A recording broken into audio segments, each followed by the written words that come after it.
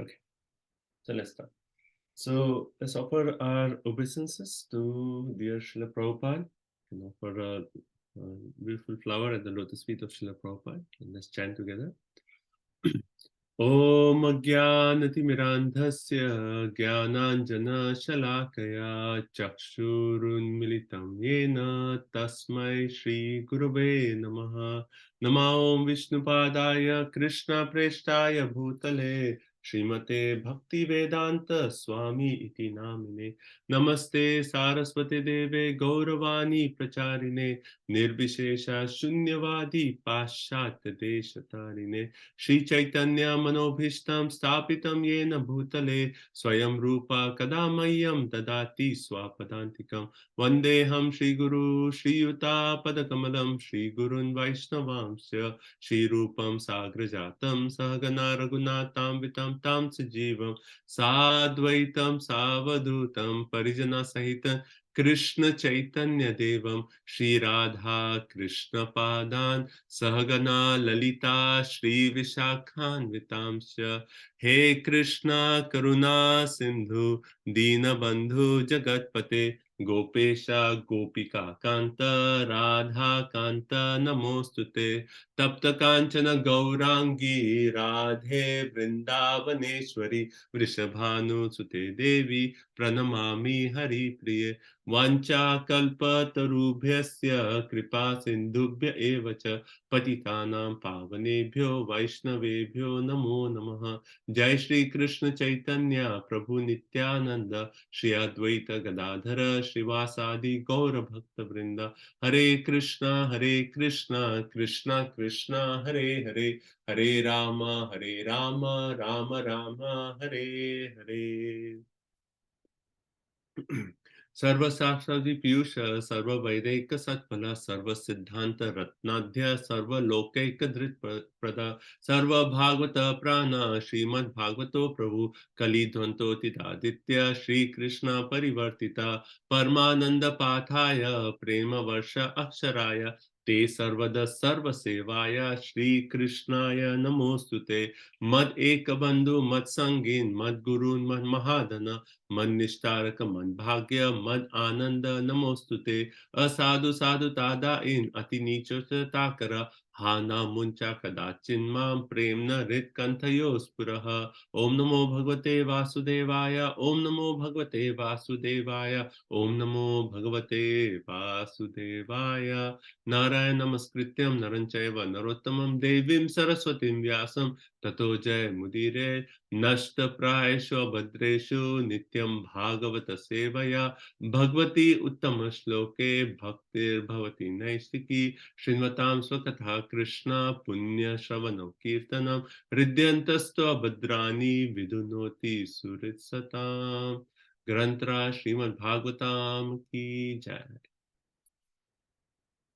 Thank you all so much for joining in this journey to serve Srimad Bhagavatam together. Thank you. Okay, so let's start. So we are in Canto 2. Would anyone like to share any realizations in this past week? And this could also be because many of you were preparing for the last 4 chapters of the first canto. So while we were preparing, did one point stand out to you that you'd like to share?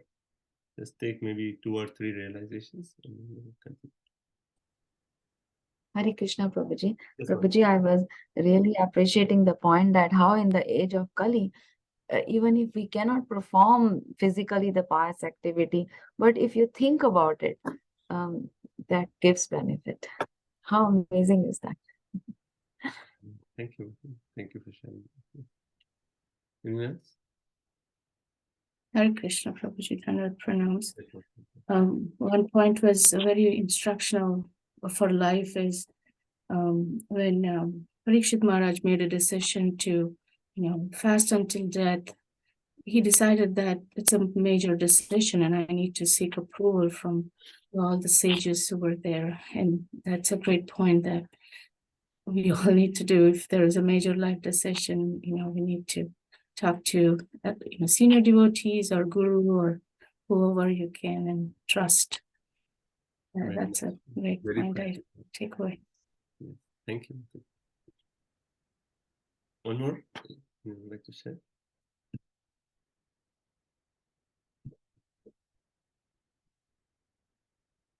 Hare Krishna Prabhuji, Dhanavad Yes, ma'am. I really like the point that it's all plan of Krishna. So none of them are affected by this. So we all need remember that everything is the plan of Krishna. So it's not we did something. Yeah. Yes, ma'am. Wonderful point. Yes, every situation we remember is nothing can happen without the sanction of Krishna. Yes. Yeah. So thank you for the wonderful points. So let's get started. We are in the second canto, first chapter of the Srimad Bhagavatam. And everyone has an overview of the entire second canto. You remember the flow?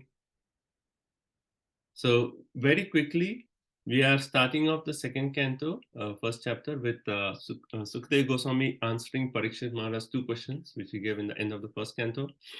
And in the first 3 chapters of the second canto, he's conclusively establishing how bhakti is the highest. And then he compares it with other paths like Ashtanga Yoga, demigod worship. And then through all those, he actually gives the conclusive decision where bhakti is actually the best, the highest, right? So what is the duty of everyone in all circumstances, particularly one who's going to die? To answer that question, he actually establishes that one should just hear. My video is okay? Can you hear me okay? One should We hear. can hear you okay, Prabhuji, but the video is like Blur and pausing. pausing and Just give me 1 minute. I'm trying.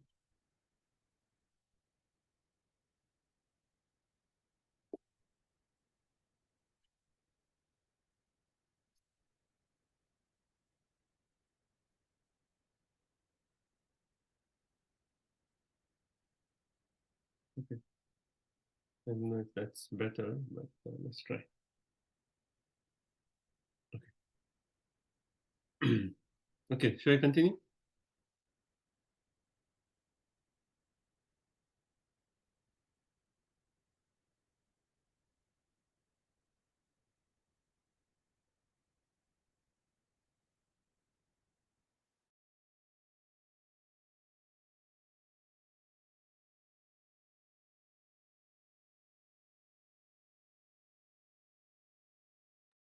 Yeah.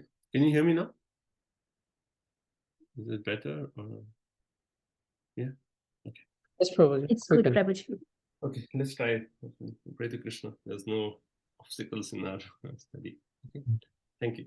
So, so I was mentioning the point that how, first 3 chapters of the second canto is basically a direct answer to Parikshit Maharaj's question of what is the duty of everyone in all circumstances.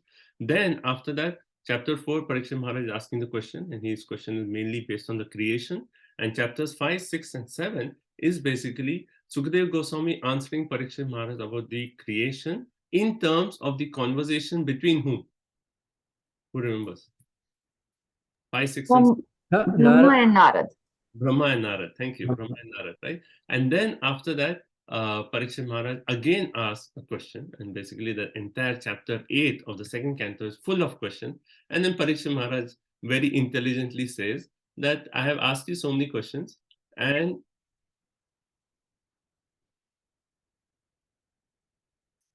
technical problems. You can hear me okay now? Yeah, okay. Okay, so and then chapter 8 is basically Parikshit Maharaj asking this whole set of questions. The entire chapter is questions, and then he's so intelligent that he says like, please answer everything that asked, and everything what I'm not asked, that also you answer. So basically that is the basis of the entire canto. So he made sure that for 7 days there is no shortage of questions. You can just keep going on and on, right? And then in that way, and then 9th chapter is basically the conversation between whom? So Sukadeva Goswami starts answering the questions by quoting the conversation between whom? No. Brahma and Lord Krishna. Yes, thank you, Varshana. Brahma and Lord Krishna. And that's where we have the Chatushloki Bhagavatam. And then the 10th chapter is basically saying, Sukadeva Goswami is saying, all your questions are there in the Srimad Bhagavatam. And he talks about the 10 topics of the Srimad Bhagavatam. And then he continues the answer, and that way, Canto 2 ends, right? Overview. Now coming to first chapter of Canto 2. It's called First Step in God Realization. So we discussed up to text 6 or 7 maybe, but a quick review of the first few verses. So first thing that Sukadev Goswami does is he glorifies the question that Parikshit Maharaj asks, and he says, Varyan eshate prashna krito loka hitam ripa atmavit sammata pumsam shrota vyadishu yat paraha. And he says 4 main qualities. He says, your question itself is so glorious. Why? Loka hitam. It is actually for the benefit of all the loka, for everyone. And why is it beneficial for everyone? Because it is Atmavit Samataha. It is actually approved by all the Atmavit. Atmavit, like you see in the first few verses, we have the word Atmavit or the word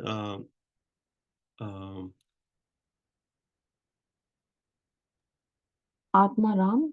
no, Atma Tattvam. Atma Tattvam, right? Atma Tattvam. So Atmavit or Atma Tattvam, but the same thing, that one who actually is a transcendentalist, who is situated on the spiritual path.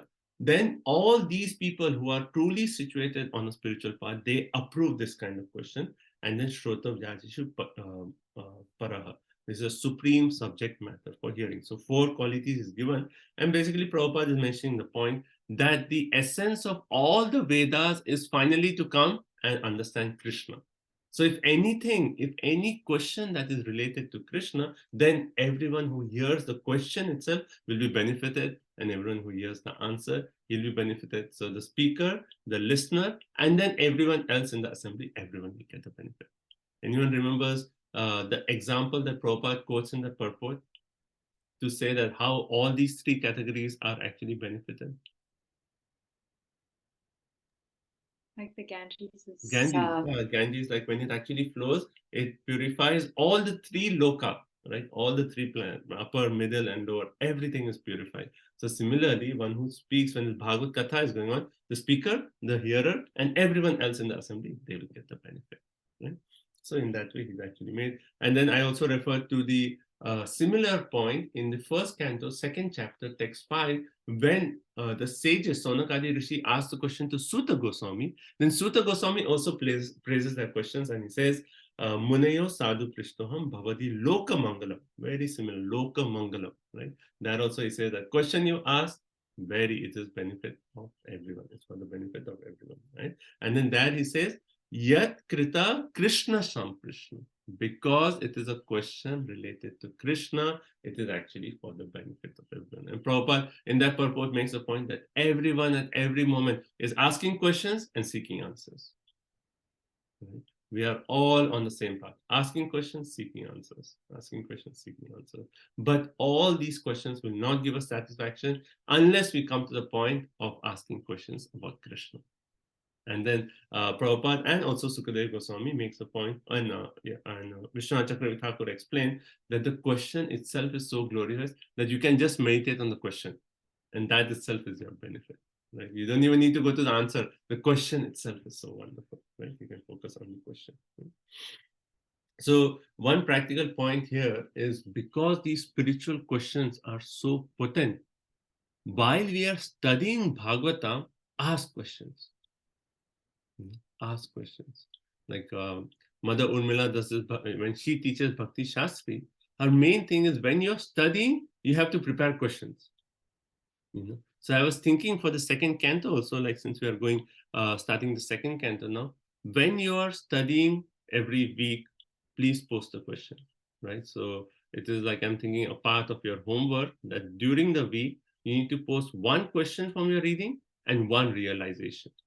Right? 1 question, 1 realization. So I'm keeping it simple, but just to make sure that everyone is keeping up with the reading, please everyone post 1 question at least and 1 realization from your reading. Right? And while you're reading, think about, what is a good question? What I'm reading, can I frame that into a question? Right? So in that way, you will actually, our reading will go more deeper, because those questions itself will keep you like very much engaged that, okay, what is the question? What are the 3 points that Sukadeva Goswami is making here? What is Parikshit Maharaj Multan? And so you can keep questioning. Okay, so this is a very powerful point. While reading, prepare questions. Prepare questions. Okay, so then let's go to the next one. Next text number 2 is actually saying, Yeah, text Shrotabjani Rajendra, Nrinam Shanti Sahasrasha, Apashyatam Atma Tattva. Again, Atma Tattva, right? That was the word I'm looking for. Griheshu Griha Medina, right? So basically he's saying, so before answering that what one should chant, hear, and remember, Sukadeva Goswami says in 3 verses, what one should not chant, not hear, not remember. And we are all at every moment of our existence. What are we doing? We are either speaking about something, we are hearing something, or we are remembering something. These 3 is like a constant that we keep doing, right? But here the verse is saying that those who are griheshu griha medina, those are like so absorbed in materialistic topics, they have what? Sahasrashaha, thousands of topics to talk about, right? Think about, glorify, right? And Nrinam Shanti Sahasrasa, so thousands of, hundreds and thousands of questions. And then Apashyatam Atma Tattvam. Apashyatam Atma Tattvam is because they are blind to the knowledge of self. Hence, there are like so many subject matters that they hear, chant, and remember. But Sukadeva Goswami is saying that one should not absorb ourselves in all these thousands of topics, right? And because we are sadhakas, because our mind was so used, or is still so used to focus on so many topics. Like as soon as we wake up in the morning, what do we think about?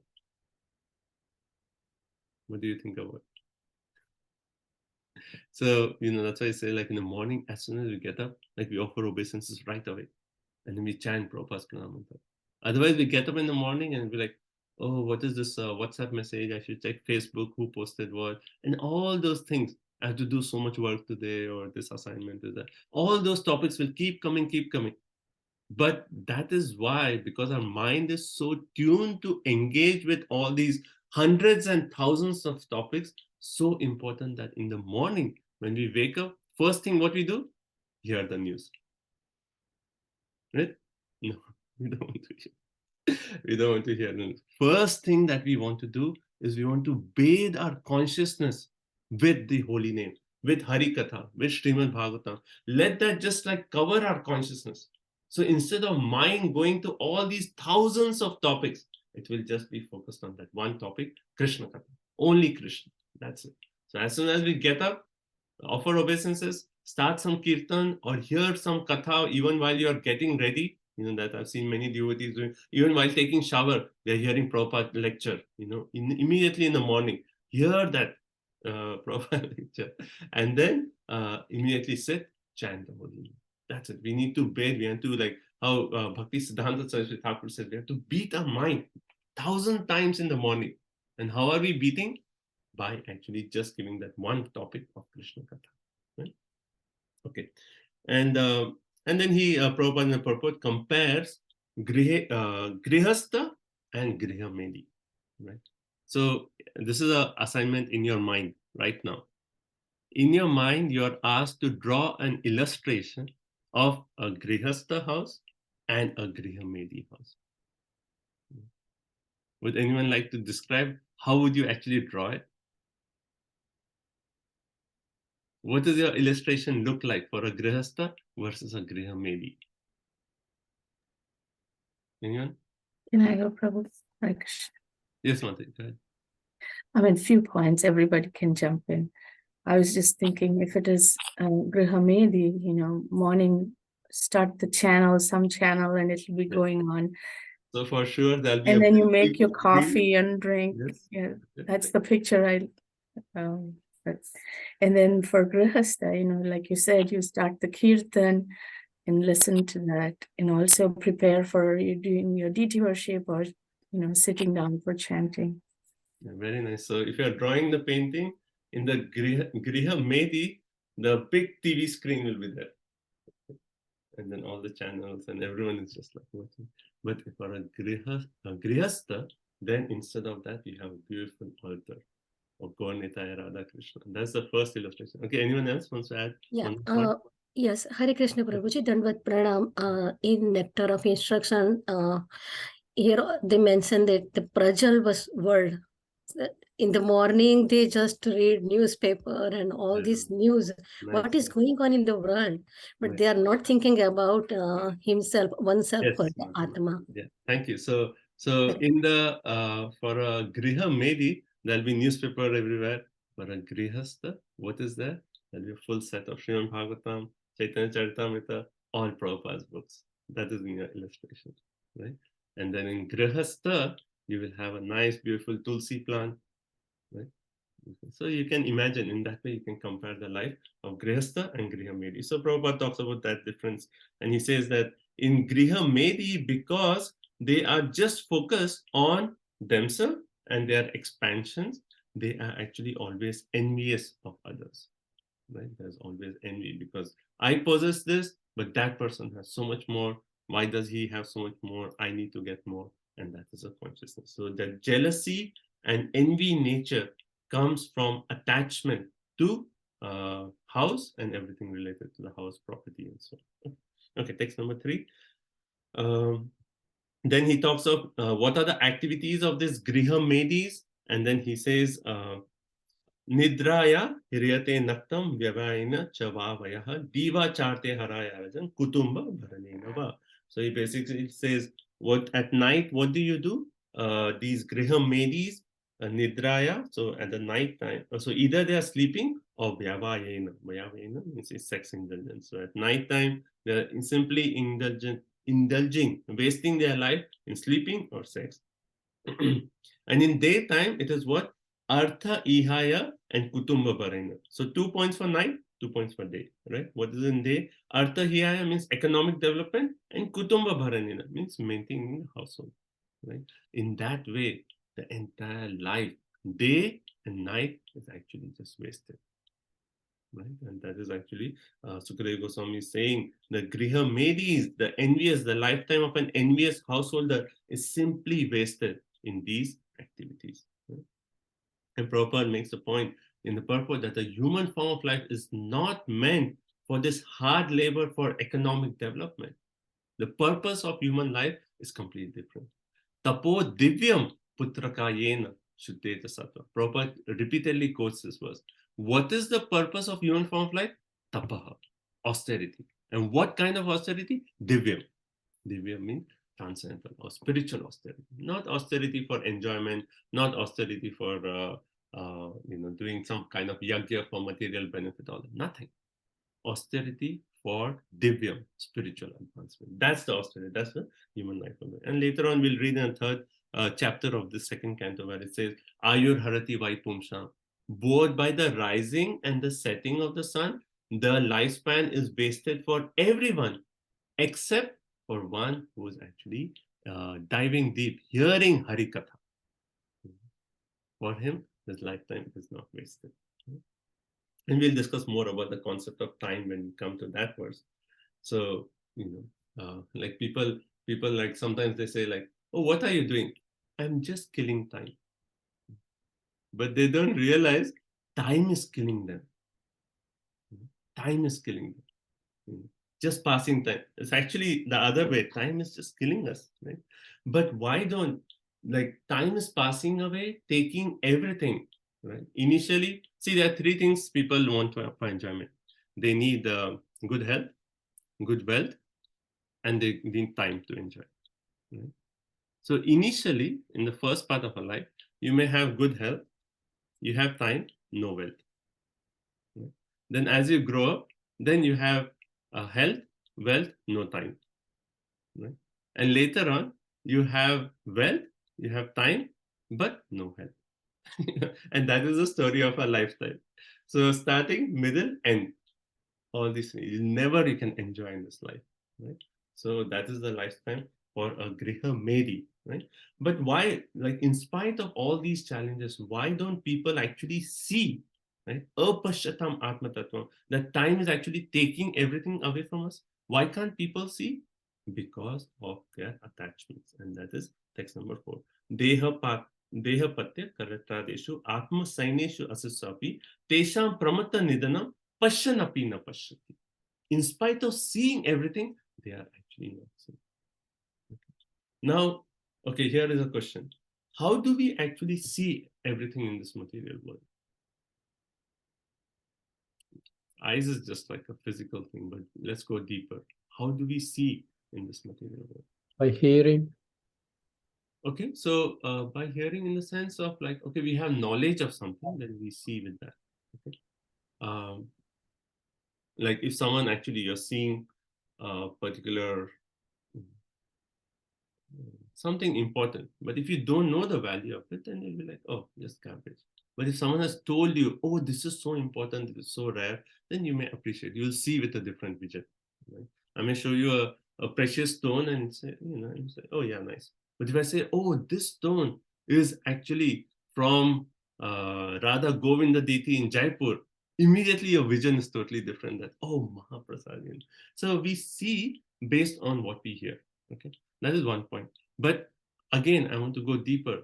How do we see? And we are not talking so much of devotee. Devotee is applicable to devotees also. But in general, how do people see? I mean, everything is related to Lord Krishna. We have to see. So that is devotee. I'm talking in general because here we are saying what we should, what we should not do, right? So everyone sees based on our attachments. Everyone sees based on attachment. That's why Sukadeva Goswami is making this point. Deha, apatya, kalatra, adishu. We are attached to our body, children, wife, and everything in relationships with them. And because that attachment is so strong, in spite of seeing everything, we are not seeing. Pashan apina pashyati. Like we have this story of Maharaj Chitraketu, right? And how Angira Rishi, right? Angira Rishi first comes to Maharaj Chitraketu. And at that time, Maharaj Chitraketu was just in the focus of what? I want a son. He was just attached to, I want a son, right? And it's described that he had millions of wives. That point is there. But in spite of all that, he didn't have a son. So all he could think about is son. I want a son. I want a son. So in spite, at that time, Angira Rishi could actually give him the spiritual knowledge, but he was blind to that spiritual knowledge. And hence he actually said, right now he can see only with that attachment of a son. And then he did the yajna and gave him the fruit to get a son. But he actually said, the son will be a cause of your happiness and also the cause of your distress. Harsha Shoka. Right? And later on, he came and then he gave the spiritual son. Why? Because the attachment was broken. Right? There's a famous story, I think even Prabhupada makes this point, right? Like someone went to Mahatma Gandhi and said, a mother went to Mahatma Gandhi and said, please, can you tell my son not to eat sweet?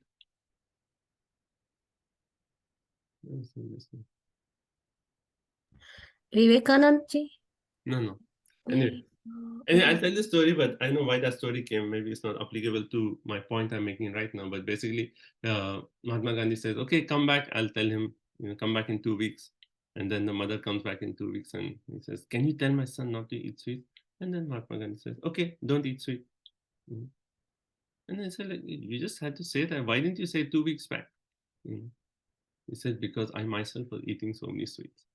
So how could I say that if I myself is not practicing it? Anyway, I think that point is not applicable yet. I don't know why that example came to mind. Anyway, so the main point I'm making here is we see with our attachments. Right?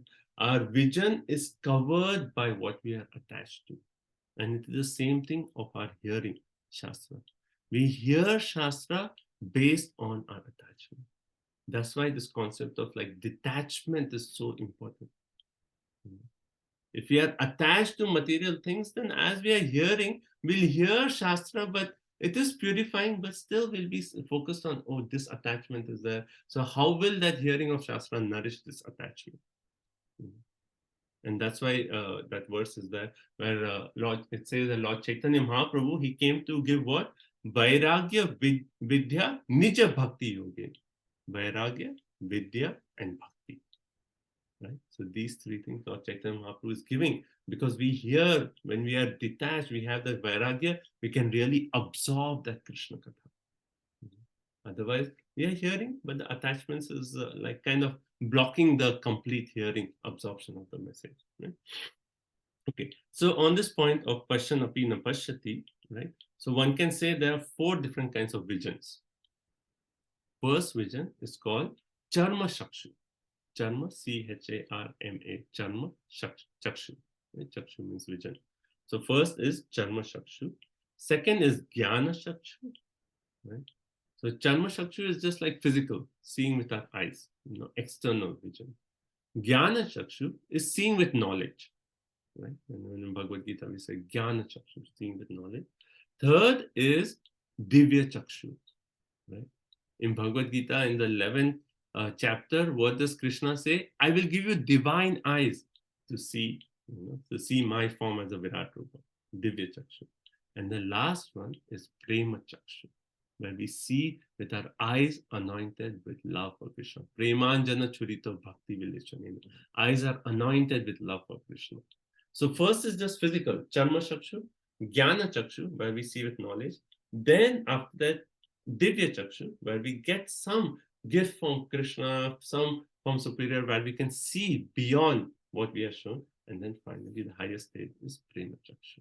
So in the stage of Charma Chakshu, where we are just seeing external, we see based on attachment. What we are attached to, that's what we are seeing in this material world. Okay? There's actually a concept called inattentional blindness. Inattentional blindness. This is actually even psychology, they actually talk about this point. So it's actually, there's a famous experiment, I use this for university preaching also, that they actually had a video, right? In the video, one person is taking a ball and he's just like hitting on the ground. And the person who's watching the video, they are said, you have to count the number of times he hits the ball to the ground. Right? And everyone is just absorbed. And it's so fast that everyone is just like focused. 1, 2, 3, 4, 5, 6, 7, 8, like that. And it's said in that video experiment, everyone is focused there. And then behind that person who's playing with the ball, they had a person dressed like a gorilla and coming and waving and doing like funny things. And then it's just like that gorilla, person dressed as a gorilla comes and then walks away. And again comes, walks away. And then after that short video, they ask people, what did you see in the video? And they said, we did 420 times a ball was hit on the ground or whatever. Do you see anything else? No, we didn't see anything. And this is a practical thing, that in spite of that person dressed as a gorilla coming, they were so absorbed in that they didn't even see that there was gorilla coming behind and going, right? And this is actually a practical experiment that's been conducted. It's called inattentional blindness. That basically means that we focus on something. We are attached to something. At that time, they were just attached. I just need to count how many times the ball is hit. So they didn't see, even just right there, they didn't see that there was a gorilla in the background who was making funny faces and all that. Right? So we see based on that attachment. Even there's so many examples, even from Shastra, like I gave the example of Chitraketu, then even Dhritarashtra. Right? Vidura was giving him instructions throughout the whole life. Why didn't that instructions go to Dhritarashtra?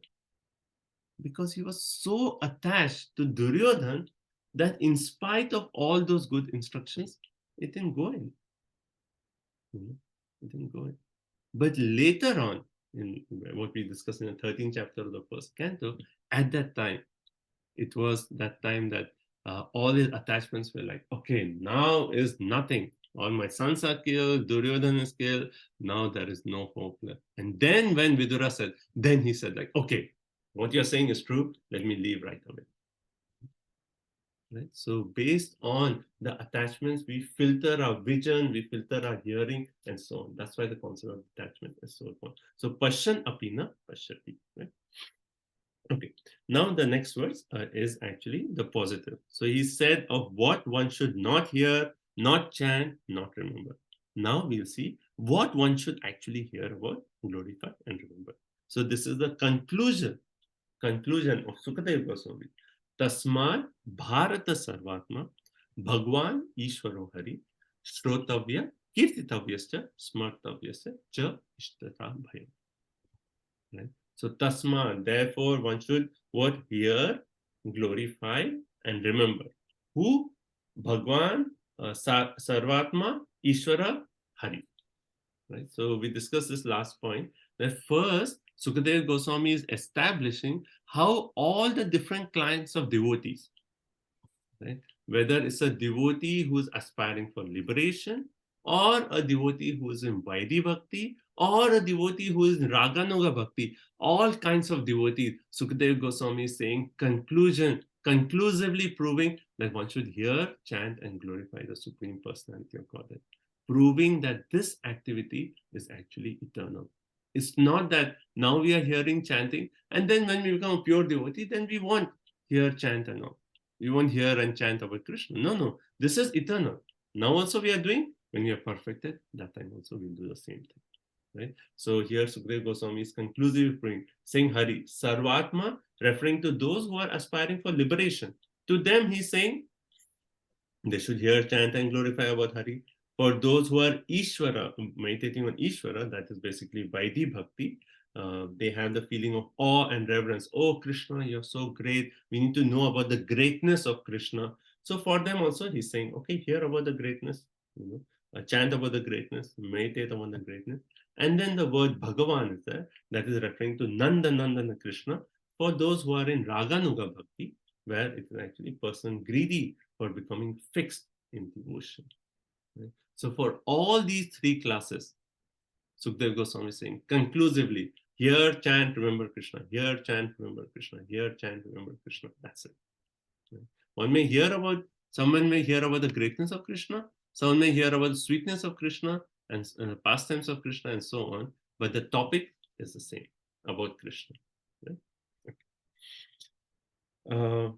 Okay, and in that, this point was very important, that how do we actually remember? How do we come to the stage of Smaranam? Who remembers the 2 points? We discussed this last time. We have to hear and chant. Okay, and then what quality of hearing and chanting? Continuous. Okay, but what does Prabhupada make very clear in the purport? Perfectly and scrutinizingly Yes, hear. Prabhupada is like so clearly saying, perfectly and scrutinizingly hear. Okay, what does that mean to all of you? Perfectly and scrutinizingly hearing. What does this quality actually mean? To perfectly and scrutinizingly hear. Hear attentively and think Attentively. about it. Okay, so hear attentively and meditate upon what we have heard. So very nice point. So when we are hearing, at that time, are we, you can, like while we are hearing, we can do so many other things, but we are hearing attentively. That means 100% we are focused on what the topic is, what is being said. So hearing for sure, attentively. And then after we have heard, then we can actually meditate. What did we hear? Like, this is something that I learned from other devotees, and I find it very helpful. And I think even you can, because many times we are hearing katha, but we may be driving or we may be doing other things. So we are hearing, but after we have heard the lecture, then you should go down and write down the points that you heard in the lecture. Like, let's say, I'm driving somewhere, right? And while time I'm hearing, but I know as soon as I reach my destination, I'm a place where I can write. I'm going to write 3 points what I heard from the lecture. So that means that even while you're hearing the lecture, you are thinking about what is the point I want to write. I want to go and write. Okay, this point is really good. I should remember because I have to go and write. So this is very nice. So while you're hearing, that you can increase the attentiveness by doing the next step of after hearing, writing down the points. Right? If while you're hearing also you're writing down, that's also very powerful, because while you're writing, you're meditating. Okay, what is important here? I should write down. So it's actually, I personally feel that while hearing, it's always good to write down. Otherwise, if you're just hearing, it's like so much information we kind of lose out. But if it's all written, then you can go back, revise it so much. So perfectly and scrutinizingly, very attentively, we are hearing. Okay, and then glorifying Krishna Katha. So Prabhupada, in one of the lectures, he says that if we are really attentively hearing Krishna Katha, then we cannot resist glorifying about Krishna. Kirtana will come naturally if you're really hearing about Krishna. Just like, even material world.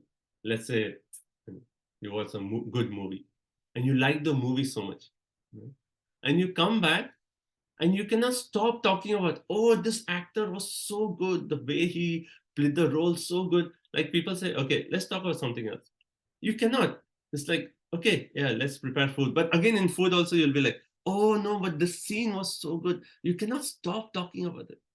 Why? Because you're so attentively heard and you're so deep in Maya. That's why. And then that's a different thing. But the same thing can be applicable to Krishna Katha, that you have heard Krishna Katha so attentively that how do you know that you have attentively heard? That you cannot resist talking about Krishna. The next time you see anyone who would be favorable to hear, you just want to like, oh, this point I heard, this Krishna, this topic is so good, this pastime I heard, oh, Krishna is so merciful. You cannot stop talking about Krishna. That is a symptom of attentive hearing. Okay, so attentive hearing and then glorifying. And if we do these two things, then we can come to Smarana. Then Smaranam comes naturally. Right? Okay, now we come to text number 6. Now, did we do 6? Or maybe not. I think we should do Sanskrit from 6. No. Okay, so go ahead. 6. Text 6. Etavan Sankhya Yogabhyam Swadharma Parinishthaya Janmalabha Parapumsam Ante Narayana Smritihi. Okay, who's first? Varshana. The highest perfection of human life, achieved either by complete knowledge of matter and spirit, by practice of mystic powers, or by perfect discharge of occupational duty, is to remember the personality of Godhead at the end of life. Okay, so in text 5, he said, here, chant, remember Krishna, and particularly he has used the 3 words, Sarvatma, Bhagwan, Ishvara, referring to all different classes of devotees. Whether a devotee aspiring for liberation to the highest Raganuga Bhakti, everyone should actually do the same thing. Now, further going beyond devotional service, he's saying, Etavan Sankhya, those who are actually practicing the process of Sankhya Yoga. What is Sankhya Yoga? That is where there is a discerning between matter and spirit, where we analyze the 24 elements of matter and so on. And through that, we come to this more a process based on Gyan, like philosophical analysis of the material world. So Sankhya. Then Yoga Bhyam. Yoga Bhyam means Astanga Yoga. Those who are actually doing Astanga Yoga, right? Yam, Niyam, Asana, and so on. And then Swadharma Parinishtaya. Swadharma Parinishaya means those are perfectly discharging their Swadharma, their occupational duties. You are a Kshatriya, you are doing those duties of Kshatriya Dharma properly and so on. So, see, first 3 is 3 classes of devotees. This verse is 3 classes of other parts. So, Sankhya Yoga, Yoga, Ashtanga Yoga, and Swadharma Nishtaya, or Karma Yoga, one way you can say. For all these 3 things, he's saying, all these different paths also, their perfection is only when they come to what? Narayana Smriti. So in the previous verse, what was the conclusion? You hear and chant to come to what? Smaranam of Krishna. Here, what is the point? That all these other processes are successful only when they come to Smaranam of Krishna. So if you see Sukadev Goswami, he's addressing an entire assembly. Yes, Parikshit Maharaj is a pure devotee, right? No doubt about it. But in that assembly, there are other people who may not agree that bhakti is the highest. They may not have that kind of faith. For them, he's actually saying, well, there are other paths also, but even those paths can attain perfection only when they actually end in, they have come to the point of Narayana Smriti. Right?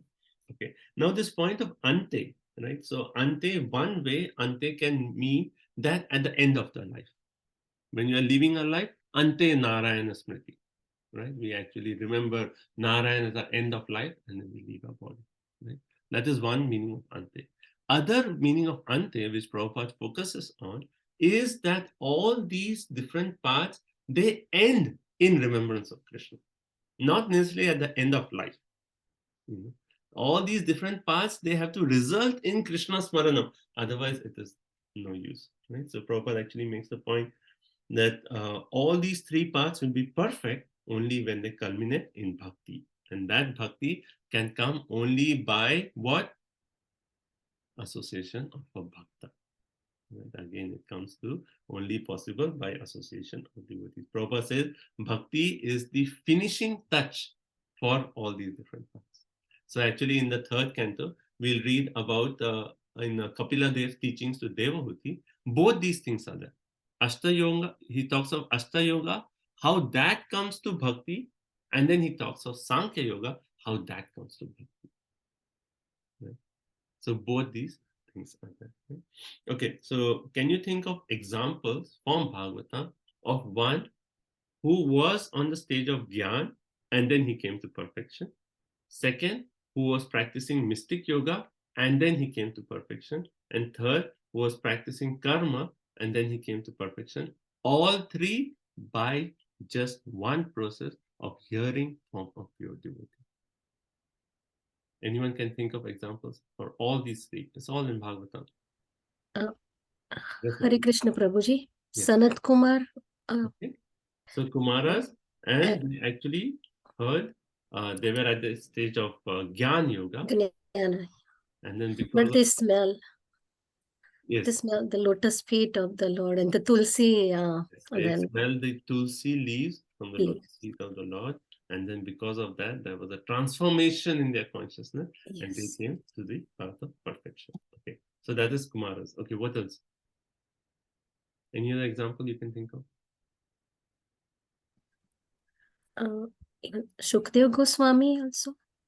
Yeah, Sukdev Goswami also, he was Brahman realized, right? He was Brahman realized, and then by hearing, he actually came to perfection. That was a good one. Dhruva Maharaj material desire, but he perfected and Okay, so this is beyond the three categories that we are discussing, because all these three is, but still that is also valid, that he had some material desire, but by hearing he came to perfection. Okay, so that's also valid.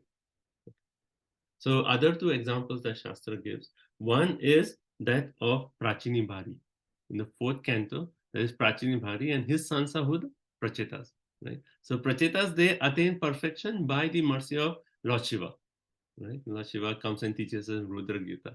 But then Narad Muni is thinking that the Prachetas, they have attained perfection, but their father is still engaged in Karma Kanda ritualistic processes. He is doing Swadharma Parinishtaya. And then Narad Muni goes to him and tells him the story of Puranjana, allegorical story of Puranjana, and then he attains perfection. Right? And the other example, who is doing mystic yoga, and then they attain perfection, is the Navyogendras. Navyogendras, conversation with the Navyogendras comes in the 11th canto of the Srimad Bhagavatam. But Chaitanya Charitamrita, there's an example where it actually says how the Navyogendras, if you need it, is Madhya 24, 120, how they heard from Brahma. And then by hearing from Brahma, they were on the mystic yoga path, but then they attained perfection. Right? So all three examples are there. So you can say Kumaras, Navyogendras, Prachini Bhari. Right? So these examples, yeah, okay. Let's see. Okay. So it is all comes to a point of all these three different, they have to finally come to Narayan Smriti. Okay, one more question. What's the example in Bhagavatam of a person who's actually just heard about Krishna, did not see Krishna, but was so attached that that's it, it's only Krishna?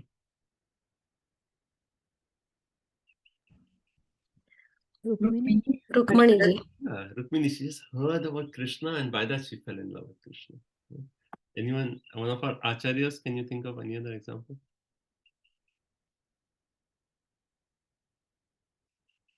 One of the famous acharyas? Narottam Das Thakur. He was a prince actually. He was a son of a king. And then in that assembly, there were like sages who were actually, who were heard about Chaitanya Mahaprabhu's pastime, and they used to come and just keep talking. And then he heard that, and that's it. He was like, okay, that's it. My life is forgo nitai. That's it, nothing else, right? Narodam Das Thakur. So by hearing the transformation of consciousness, so even those who are other paths, they actually come to this path of Narayana Smriti. That is the perfection of their life. So practically, what does this mean for us? That our progress in spiritual life, actually, we can see that how much of our day are we actually absorbed in Krishna, our smaranam of Krishna.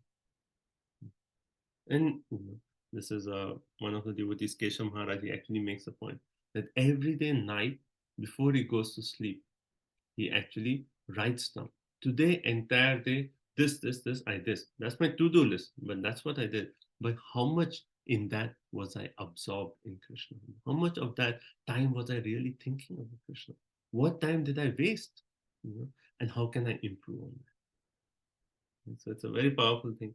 And I'm also praying to try to implement that, but I'm just sharing this point because I think it is very, very powerful. And because for most of us that absorption is not spontaneous, we have to force our mind by engaging in chanting, hearing, studying Bhagavatam. We have to force our mind. Okay, now we are just going to sit, study Bhagavatam. We are going to hear, we're going to chant. We have to force our mind because that attraction is not spontaneous. But by doing these angas of bhakti, they are so powerful that we will come to the stage of absorption of Krishna, right? And then, the point is, while we are doing these activities, we should try to be 100% absorbed. And if we are 100% absorbed while doing this activity, then the rest of the time, that absorption will actually overflow. Right? So while we are doing chanting, we try to be 100% focused. While we are reading, 100% focused. And then the rest of the time, it will actually flow. Right?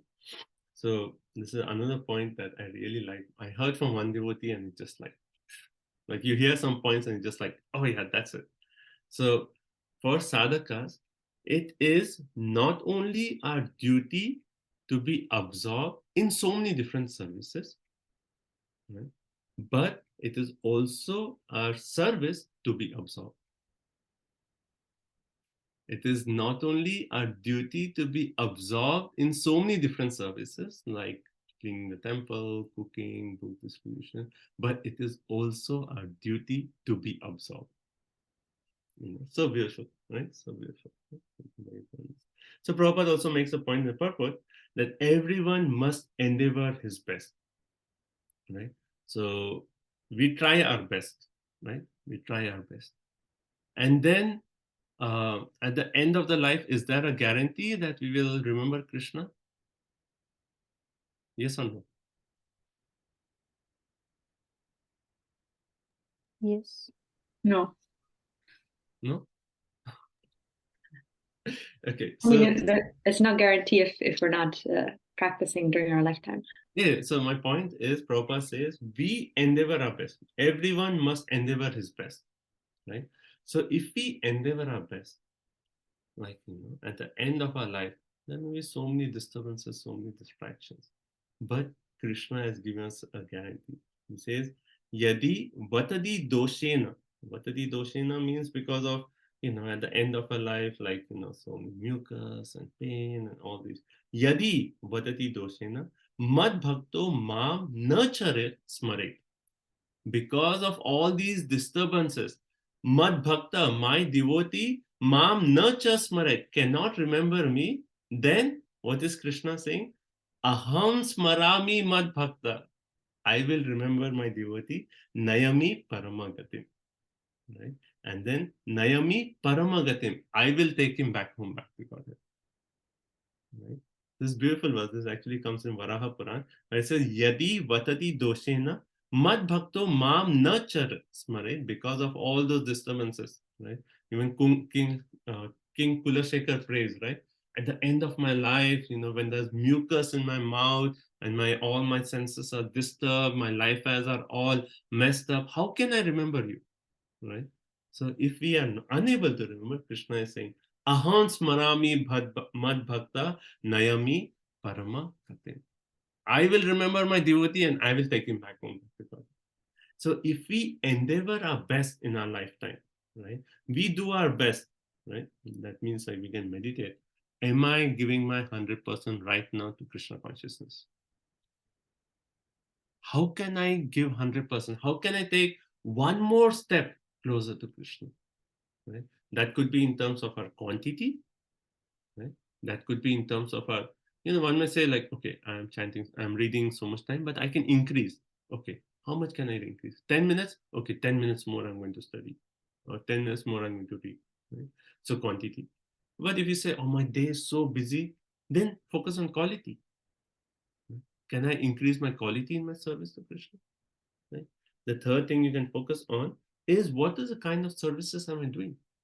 Can I take up some services which are like more challenging, which will actually pull me out of my comfort zone?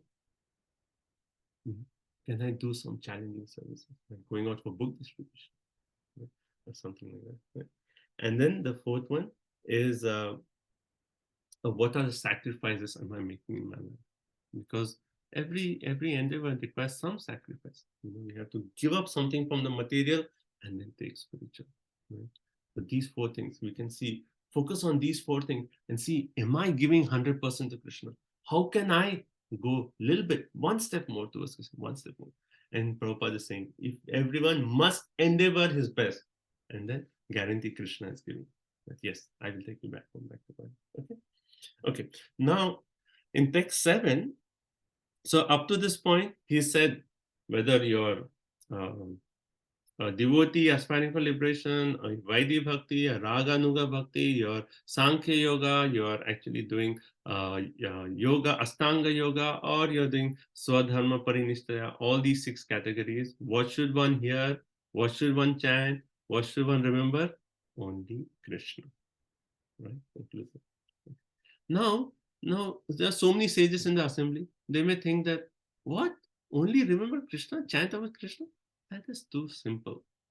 That is too simple. I don't agree with your conclusion. Right? Now, Sukadeva Goswami will actually make the point. He will give his own example. And he'll actually say that how I have attained perfection by this process. And that there are sages in the assembly who are aspiring for like Brahman realization. What about those? And Sukadeva Goswami is going to conclusively prove, right? So, see, when we are presenting Shastra, there are 2 aspects that are very powerful that go hand in hand. One is the philosophy, right? When we are quoting from Shastra and saying, oh, Bhagavad Gita says this, Bhagavatam says that, these are the main points. Second is when we give our own personal example. Can you give an example where the person used this strategy? He gave philosophy and then he gave his own personal example. To Vyasadeva. Narad Muni to Vyasadeva, yes. Like in first canto, he talks about his own personal life. Not that he's glorifying himself, but he's saying the process is so powerful, it worked on me. Hence it can work on anyone. Did someone say any other example? Prabhu, I was thinking that Krishna gave the philosophy in Bhagavad Gita, and then he personally came as Shri Krishna Chaitanya. Nice, very nice. That's one example. Another example that came to my mind is how in Bhagavad Gita itself, Arjun, when Krishna speaks the Chatushloki Bhagavatam, then Arjun says, Param Dhamma Parindhama Pavitram Param. So he says, like, what you have said, and then he says his own realization in that way. So he's, in one way, he's saying that all the other sages are establishing you as the supreme, and I myself is now accepting you as the supreme. Right? So both, he's saying, yes, philosophy, all the sages, sadhus, they accept you as the supreme. Now even I am accepting you as the supreme. So when we are preaching, when we are like talking, presenting Krishna consciousness, we can think about these 2 points. Think about like how philosophically, and then you say like, actually, that was my process. I just started chanting Hare Krishna. I did it for some time, and then I felt that this was so powerful. And then the philosophy and my personal realization, they both went hand in hand. Sometimes, if we just focus, sometimes people just focus on personal realization. Oh, I felt so happy, this ecstasy, But if that is without philosophy of the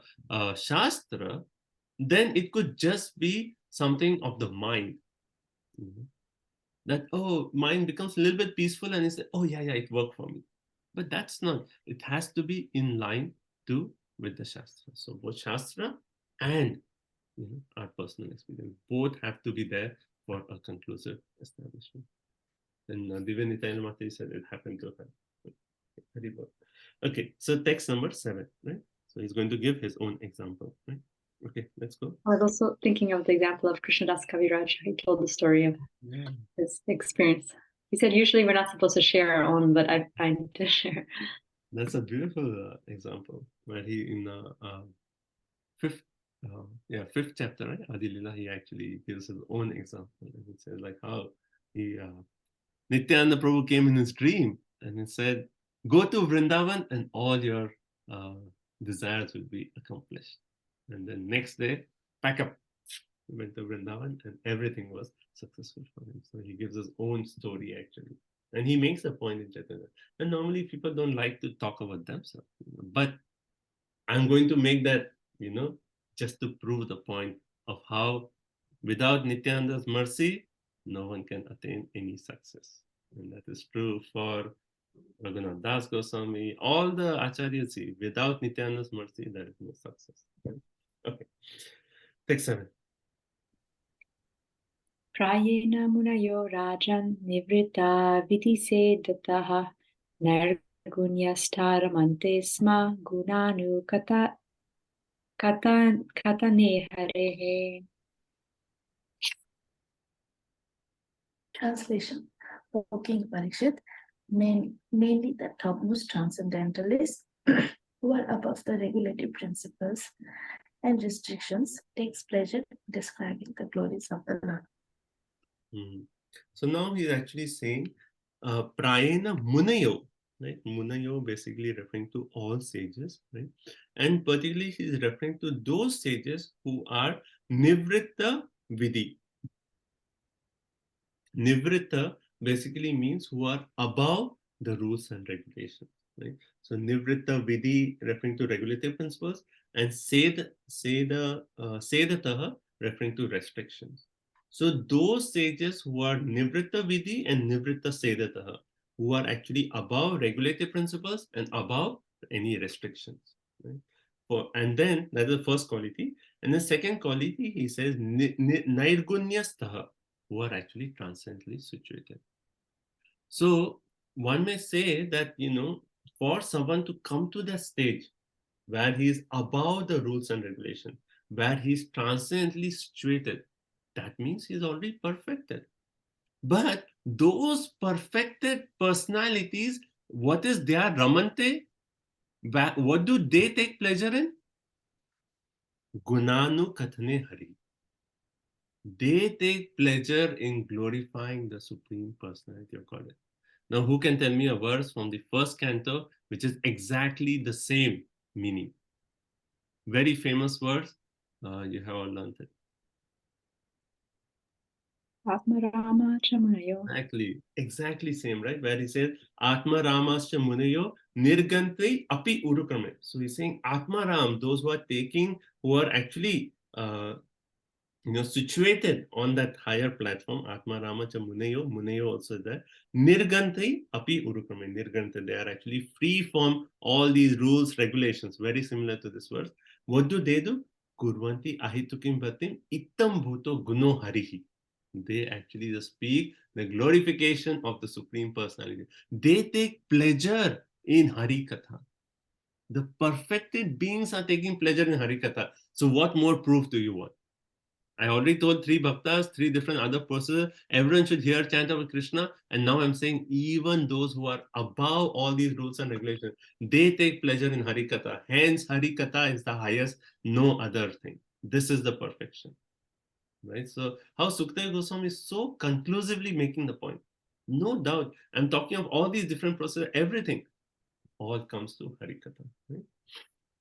Harer Guna Anukathane. Right? So that itself proves that even in the Atma Ramacha Muneya verse, it actually proves that how hearing Hari Katha is actually completely transcendental activity. Completely spiritual activity. Okay? So there's actually in Bhagavad Gita, In the purport to second chapter, text 52, Prabhupada quotes this verse of Madhavendra Puri, where he actually says, Sandhya Vandam Badram Astu Bhavato Bhos Nana Tubhyam Namo. It actually says where Madhavendra Puri is saying, Sandhya Vandanam.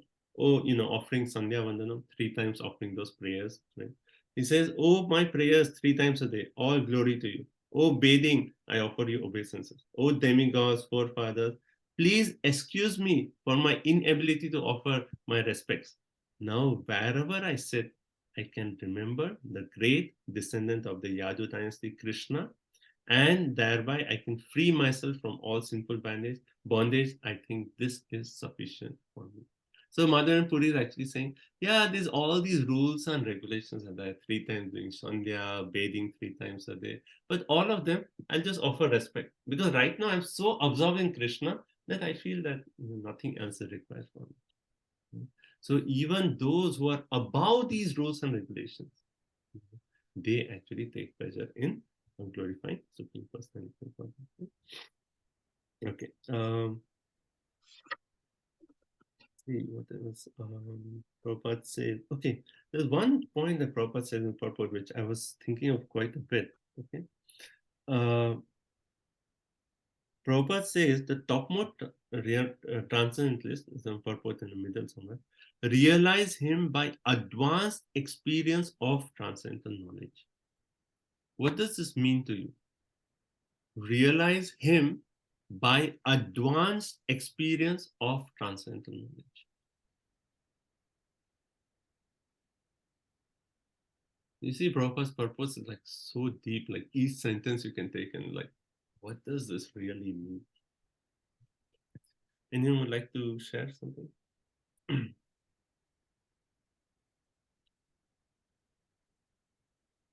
Everyone's with me? Yeah? Okay. Everyone's awake?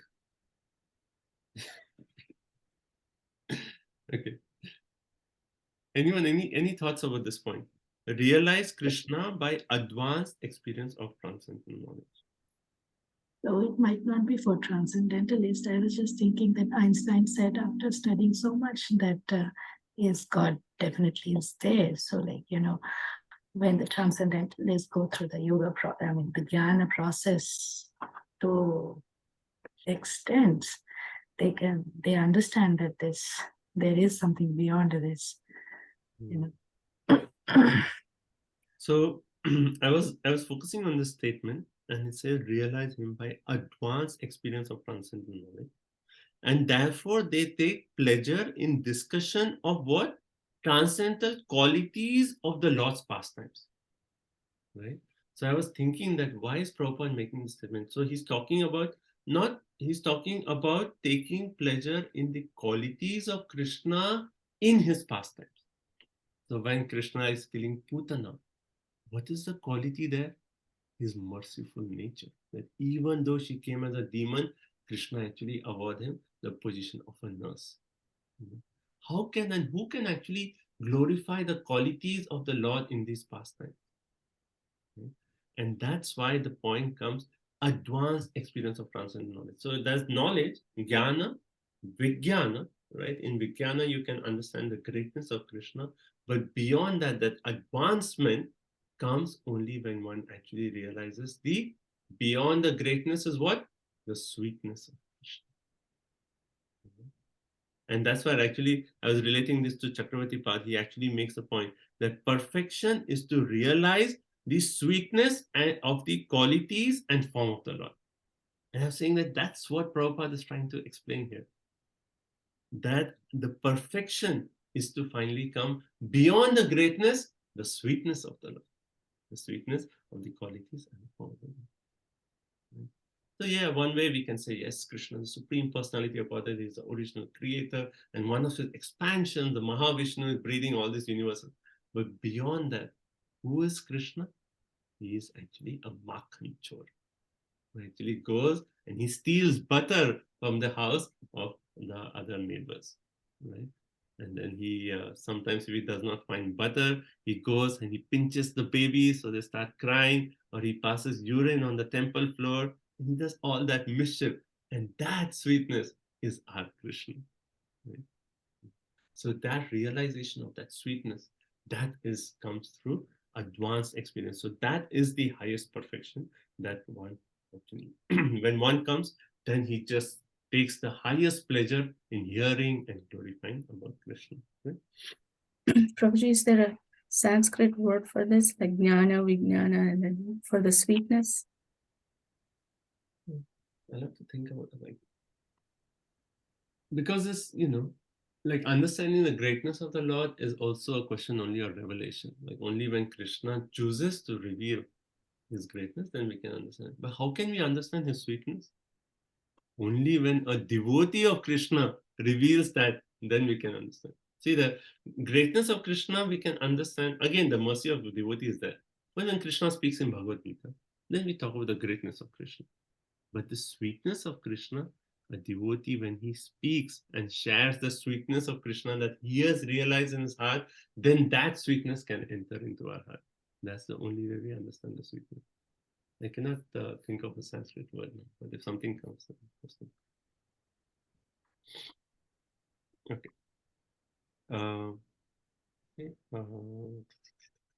Okay. Now one more point here. That why is the word prayena used in this verse?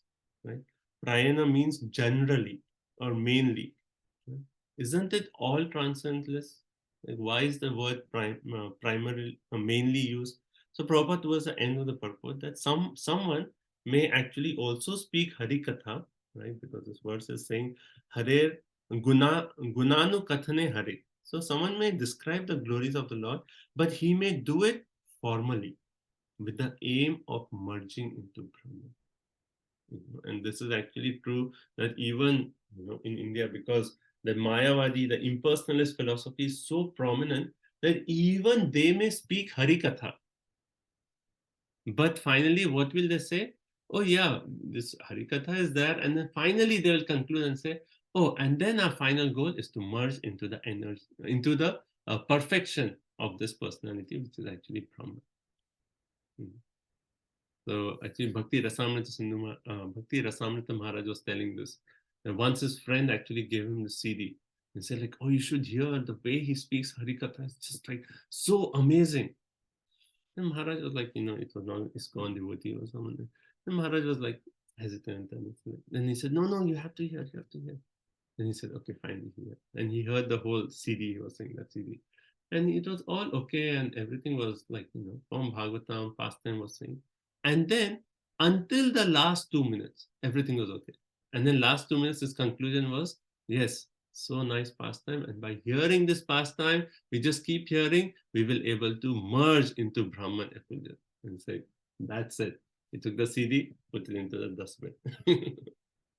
So that's, so we have to be careful whom we are hearing Harikatha. Not that, yes, he's speaking so nice Harikatha, but what is his intention? We may not even know, right? That's why it's so important to work here in the parampara, right? From people whom we know. Okay, let's go to the next one.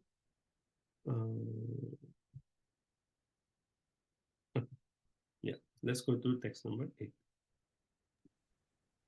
Idam Bhagavatam Nama Puranam Brahmasamhitam Adhitavan Dvaparado Pitur Dvaipayanadaham. At the end of Dwapar Yuga, I studied this great supplement of Vedic literature named Srimad Bhagavatam, which is equal to all the Vedas from my father, Srila Devyapayana Vyasadeva. Hare Krishna. So now, as I said, he's giving his own personal example, right? But one may say that Hari Gunanu Kathane, that glorification of Krishna, which the transcendentalists take pleasure in, where can we find that? Where can we find that special scripture which even the greatest liberated personalities, they take pleasure in, right? And here is saying, Idam Bhagavatam Nama. It is there. This is the Srimad Bhagavatam where you can find that katha that will actually give the highest pleasure. That even the greatest transcendentalists, they relish. It is Idam Bhagavatam Nama. It is right here. Purana Brahma Samhitam. Right? And this is Bhagavad Purana, right? So Purana is a Vedic supplement. And this Brahma Samhitam, there are actually 5 meanings for this Brahma Samhitam. Brahma Samhitam has 5 meanings. What does Brahma Samhitam mean? One is that it is actually the essence of the Vedic desire tree. It is a natural commentary on the Vedanta Sutras. So that way, it is Brahma Samhitam. It is the essence of the entire thing. So Brahma Samhitam. Second meaning of Brahma Samhitam is that it is actually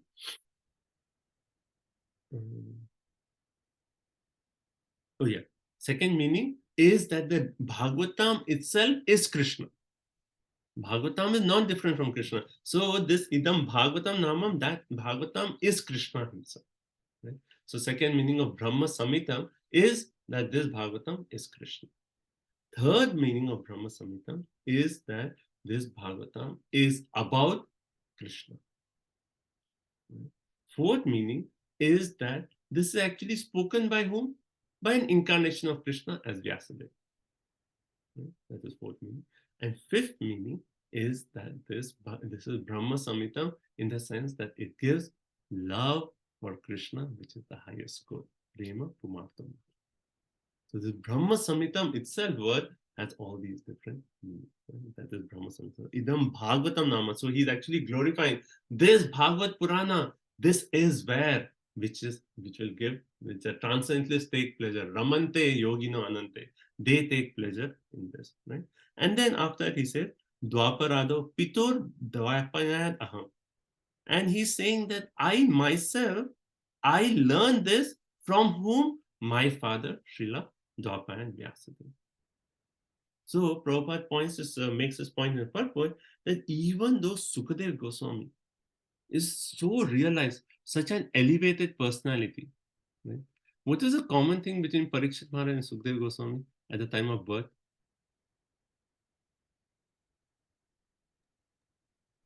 Parikshit Maharaj was protected. What is it? One of you. Gopinath. Krishna came to save both of them. Yeah, Krishna came to save both of them, right? So in Parikshit Maharaj's case, like the Brahmasta came, and then Krishna personally came and saved. In case of Sukadeva Goswami, he was in the womb and he did not want to come out. He did not want to come out. It was only when Krishna actually said that Krishna had to come from Dwarka and come into the womb and say, no, it's okay, come out. I will take care of everything.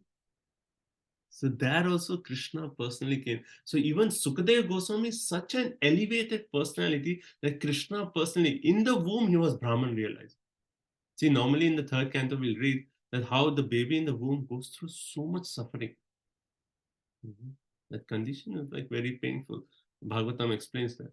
But Sukadeva Goswami was such a high stage of Brahman realization that in spite of all suffering of the womb, it didn't matter for him. He was experiencing the joy, Brahmabhuta Prasannatma. He was experiencing that happiness. And Krishna actually came and one asked him to come out because there was some happiness even beyond that. So suffering of material world, Sukadeva Goswami was already at Brahman realized, but then he got something even higher than that, right? So we read this how Sukadeva Goswami came out of the womb, and then what happened? Yam pravajantam anupete apete kritam dwapayano viraha katara, right? First canto, second chapter.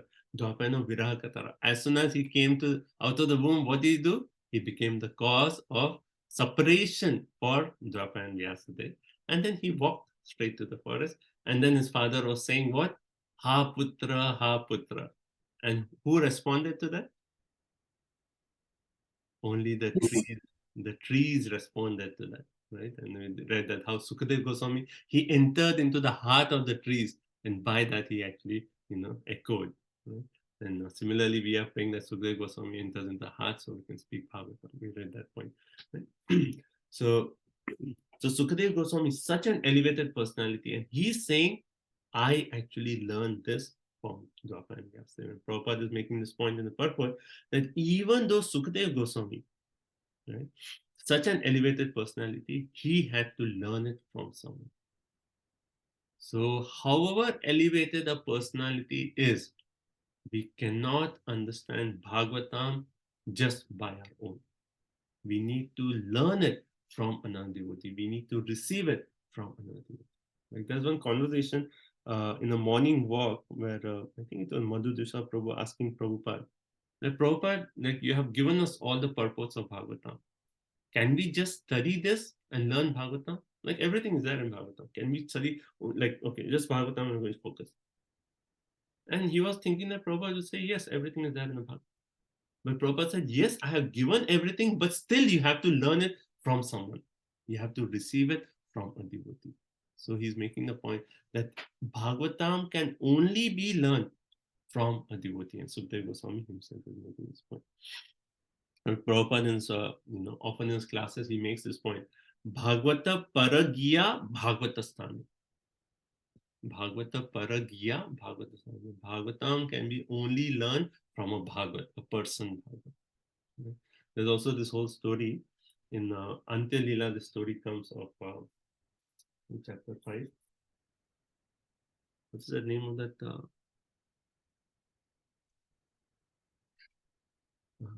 This is the title of Antya Leela chapter 5.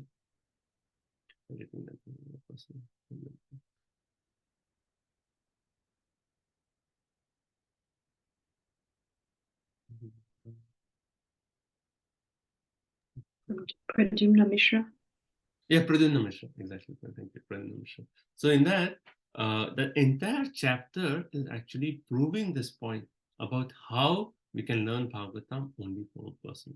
Like Pradyumna Mishra, he was sent to whom to learn Bhagavatam? Who remembers?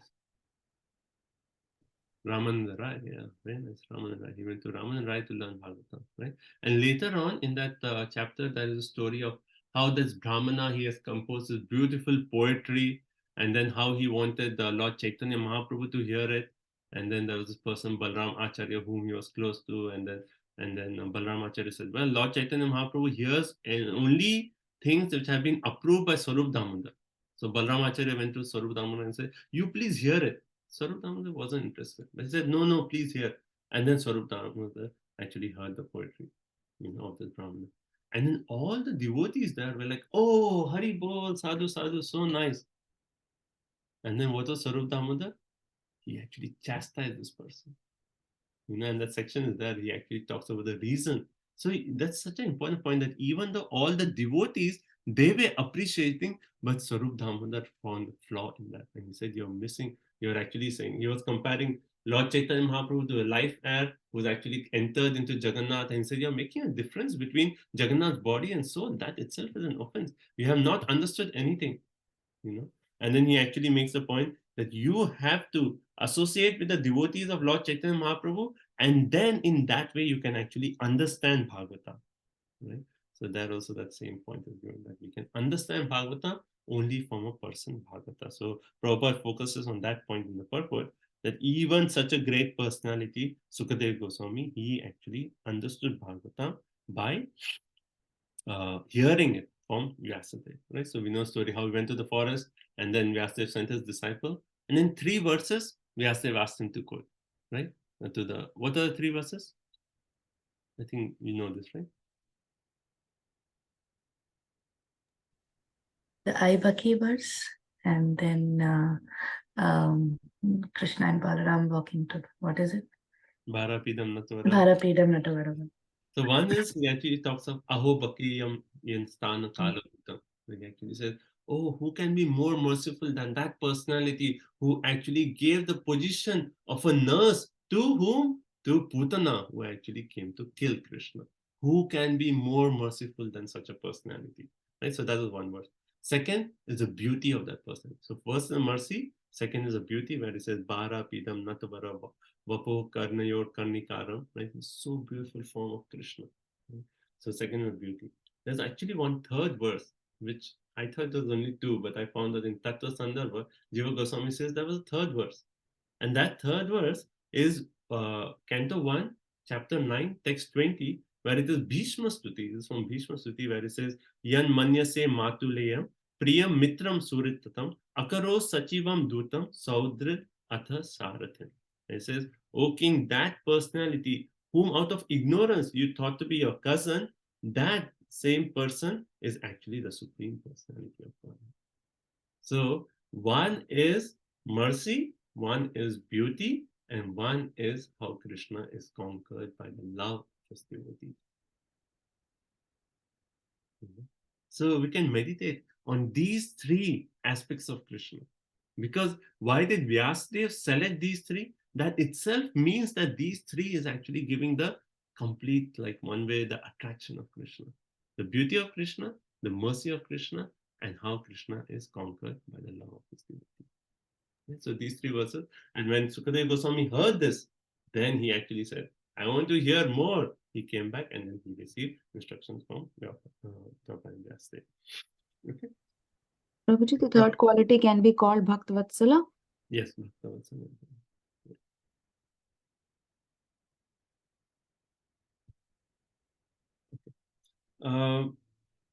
And then, so Prabhupada also points out how Bhagavatam is the postgraduate study, and hence it can be studied only, it can be learned by studying at the feet of a realized soul, right? Now, there's one more point here that it says, and this was a question that was asked in the first canto. And this time when I was preparing for the session, then I realized the answer to that question. And this was actually asked by Pratna Mataji when we were discussing first canto. That here it says, Dwapara Ado. Ado means the beginning of Dwapara Yuga. So in the first canto, there was this verse where it talked about how Vyasadeva, he actually appeared at the starting of Dwapara Yuga. And Pratna Mataji had asked that verse, how is it possible? Starting of Dwapara Yuga, it's not possible. It was towards the end of Dwapara Yuga. So in this verse, actually in this verse, in the explanation, Jiva Goswami and Vishwanath Chakravarti Thakur actually make the point that Dwapar Ado, one way it actually means beginning of Dwapar Yuga, but another way to actually understand this is actually the beginning of the last part of Dwapar Yuga. And Jiva Goswami gives the example, and he says, when you're saying, okay, I'm coming to the tree, right? I'm approaching a tree. So first, one may say that I'm approaching the fruit of the tree. Right? And the fruit is the first thing that I come in contact with. But actually, the first thing for a tree is what? The root. So similarly, Krishna is like the fruit of the entire Dwapar Yuga. So at the starting of the phase of Krishna's appearance, that is Dwapar Ada. It's so beautiful. So this Dwapar Ada, which actually means at the starting of Dwapar Yuga, here it's being explained at the starting of the last part of Dwapar Yuga is when this conversation, Sukadeva Goswami said, I learned this from Vyasadeva. Okay, next verse. Like towards the last of the purport, Prabhupada says, Jiva Goswami is comparable to calling the upper portion of the tree the beginning. The root of the tree is the beginning of the tree, but in common knowledge, the upper portion of the tree is the first seed. In that way, the end of the tree is accepted as its beginning. The Prabhupada explains. Okay. Now, next verse. Next 9. Parinishhtitopi nargunya uttama shloka lilaya grihita cheta rajarshe akyanam yat adhitavan. O saintly king, I was certainly situated perfectly in transcendence, yet I was still attracted by the delineation of the pastimes of the Lord, who is described by enlightened verses. So here is actually saying that how I was certainly situated in transcendence, right? So when in the womb, what was the situation of Sukadeva Goswami? He was already Brahman realized, right? So he says, Parinishtito, fully realized, Naigurnya, transcendental. He was beyond Brahma Bhuta Prasannatma. He was already at that stage. I was certainly at the stage, but yet Grihita, I was attracted by what? Uttama Shloka. Uttama Shloka referring to Uttama Shloka Leelaya Akhyana. I was attracted to this description of the pastimes of the Supreme Personality of God. Right? So once when one is actually at the Brahma Bhuta stage, what is that stage? Brahma Bhuta Prasannatma, na sochati, na kanchati. He has nothing, no attraction to this material world. Nothing to this material world. Now, for that person to feel attraction to something, that means that that object cannot be below the Brahman realized. That is actually beyond the Brahman realized stage. And that is actually transcendental Harikatha. Right? So Prabhupada says that an impersonalist is enlightened by the superior status of Srimad Bhagavatam, and he is also converted into a transcendental devotee. So now, okay, one point is very beautiful in Prabhupada says, reasons and arguments together with the transcendental process of approaching the absolute truth help even the staunch impersonalist to become attracted to the personal activity of the Lord. Okay, so what does that statement mean? Reasons and arguments together with the process of approaching the truth can convert even a staunch impersonalist into a pure devotee. What is the perfect example for this? From Chaitanya Charitamrita.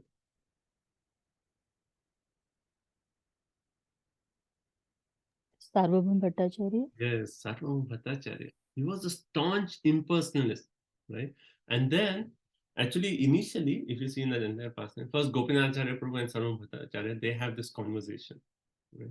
And then Gopinath Acharya is saying, actually, you're talking of like saying that, oh, this is a sannyas from a lower order, I should reinitiate him, so he'll be a sannyas from a higher order. You're talking of all this, But this personality, you don't realize, is actually the supreme personality of Godhead. Gopinath Acharya Prabhu is Gopinath Acharya Prabhu. Gopinath Acharya Prabhu is right here.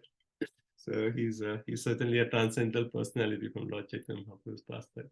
With Gopinath Acharya, in the pastime, in Chaitanya Charitamrita, he actually tells Sarvabhauma Bhattacharya. He actually proves from the Shastra. He says, you're talking of Shastra, but haven't you read Mahabharata? Haven't you seen Srimad Bhagavatam, where it is conclusively proved that Lord Chaitanya Mahaprabhu is Supreme Personality of Godhead? And then Sarvabhauma Bhattacharya, he cannot accept, even though that is proved. And then Gopinath Acharya makes this point. He says, unless you receive the mercy of a pure devotee, you cannot, in spite of all these reasons and arguments, you will not be able to accept Chaitanya Mahaprabhu as the Supreme Personality of God. Right? And then he quotes this verse from the 10th canto, which comes in Brahma's prayers. Let me see. Athapi te verse. Okay. Atapi te deva padambhujam dvaya prasada leshanu grita evahi. Prasada leshanu. Even one drop of that mercy, if we don't get that prasad, in spite of all our arguments, our reasons, our philosophy, we will not be able to accept Krishna as the supreme personality of God. So what does an impersonalist? He can be converted to a devotee by what? The Srimad Bhagavatam, but that has to come from a mouth of a Bhagavatam, because from the mouth of the Bhagavatam, when it's hearing, then the drop of mercy will come. Then the reasons, argument plus mercy will convert even a staunch impersonalist into a pure devotee.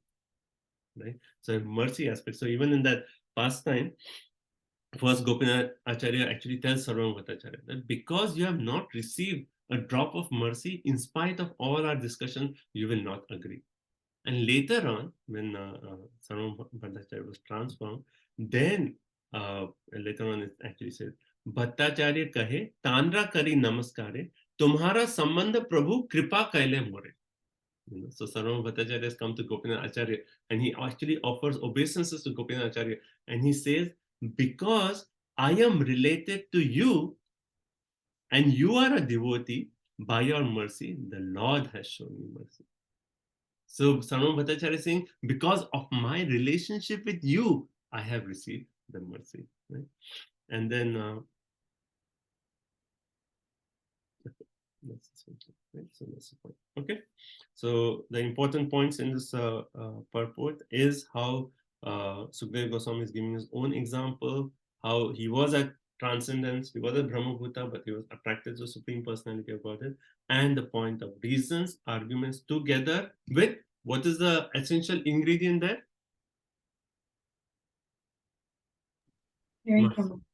Mercy of it, Mercy. drop of mercy. A drop of mercy. Without that, there cannot be transformation.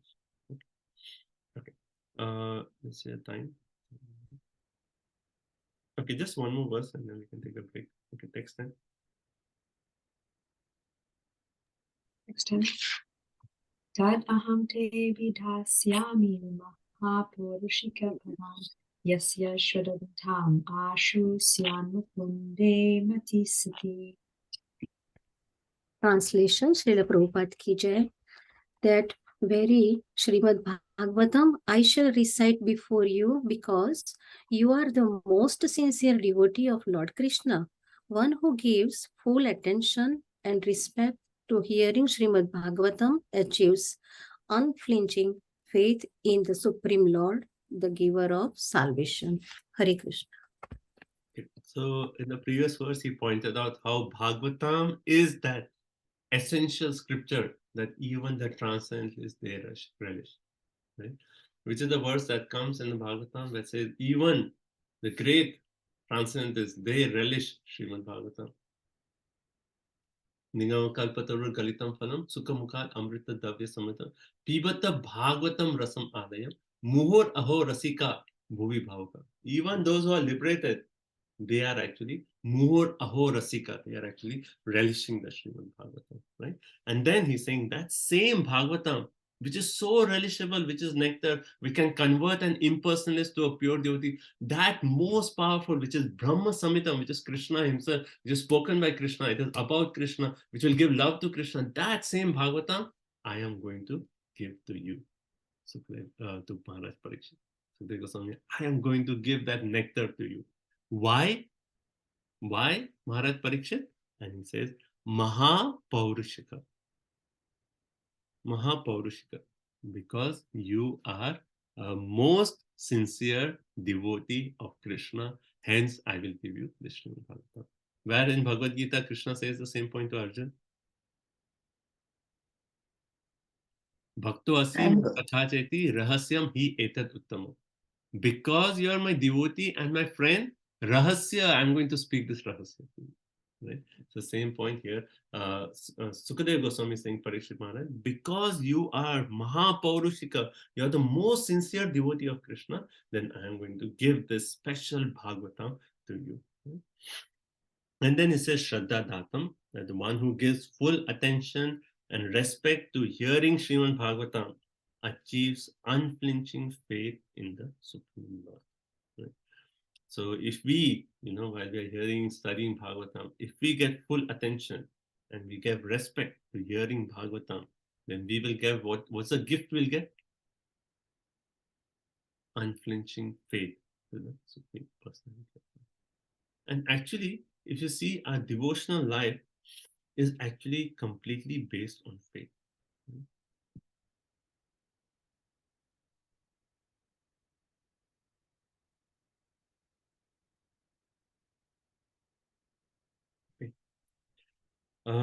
Anyway, there's this whole section of faith, and to look at the time also. But anyway, maybe we'll take a break and then I'll come back and I want to speak a little bit on the importance of faith and how it is actually so important to our bhakti, and how by studying Bhagavatam we can actually get that implicit faith. So that Prabhupada also talks about in the purport.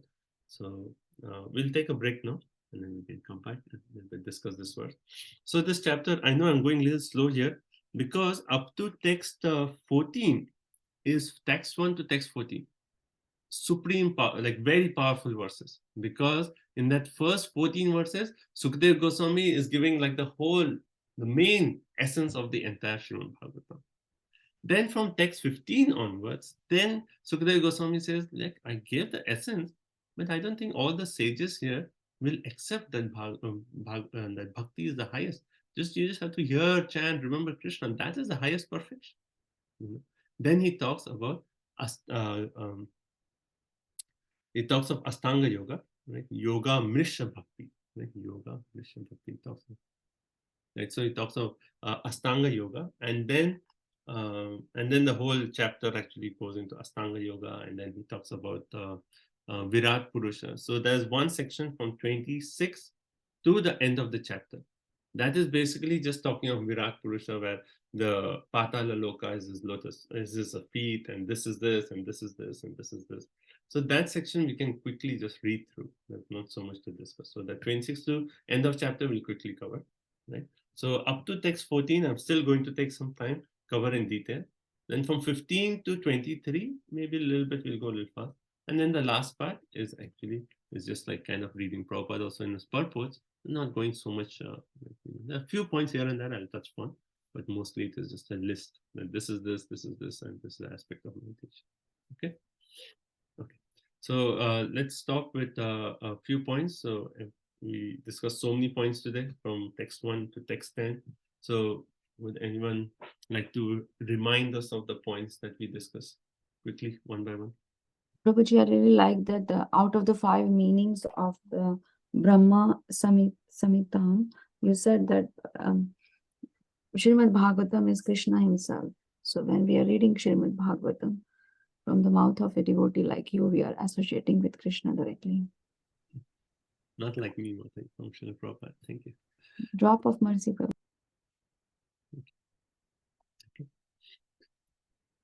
Okay. Anyone else? We see the world according to our attachments. Yeah, very powerful. We see the world, and we hear also, even like scriptures through attachments. Thank you. Anyone else? Hare Krishna. Prabhupada. I like the point of hearing attentively and meditating upon it, reading the scrutinizingly and perfectly. Yeah, scrutinizingly and perfectly. And what is a sign of that we have heard scrutinizingly and perfectly? We cannot stop talking about him. Stop talking about what we heard. That is a sign.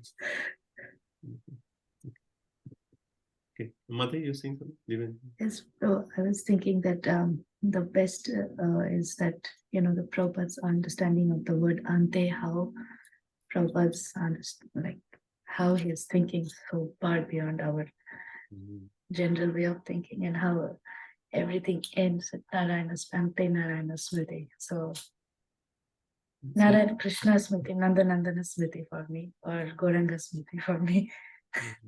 Like the verse says, Janma Labha Para Pumsam. Janma Labha Para Pumsam. The highest perfection of our birth is, if you can remember, Narayana Smriti. Okay. Vijay Radhika. Hare Krishna Prabhuji.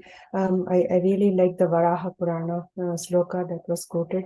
And Krishna will, even though if we are unable to remember him, Krishna will deliver us. That is wonderful.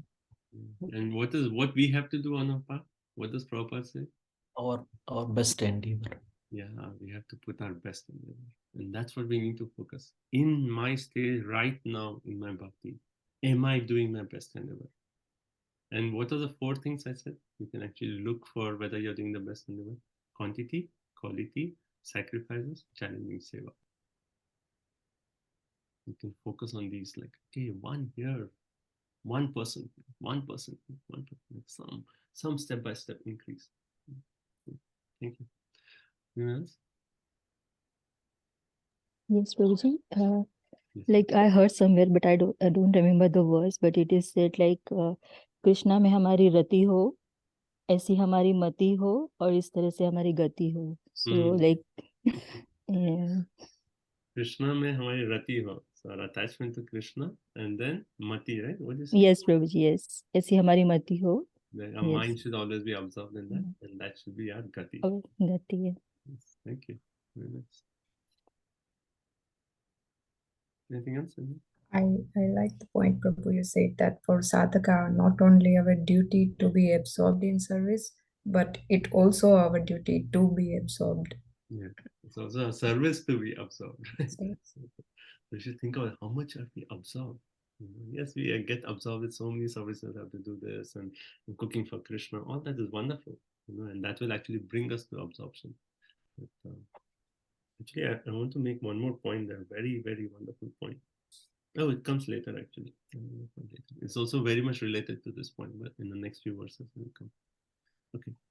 One last, anyone else?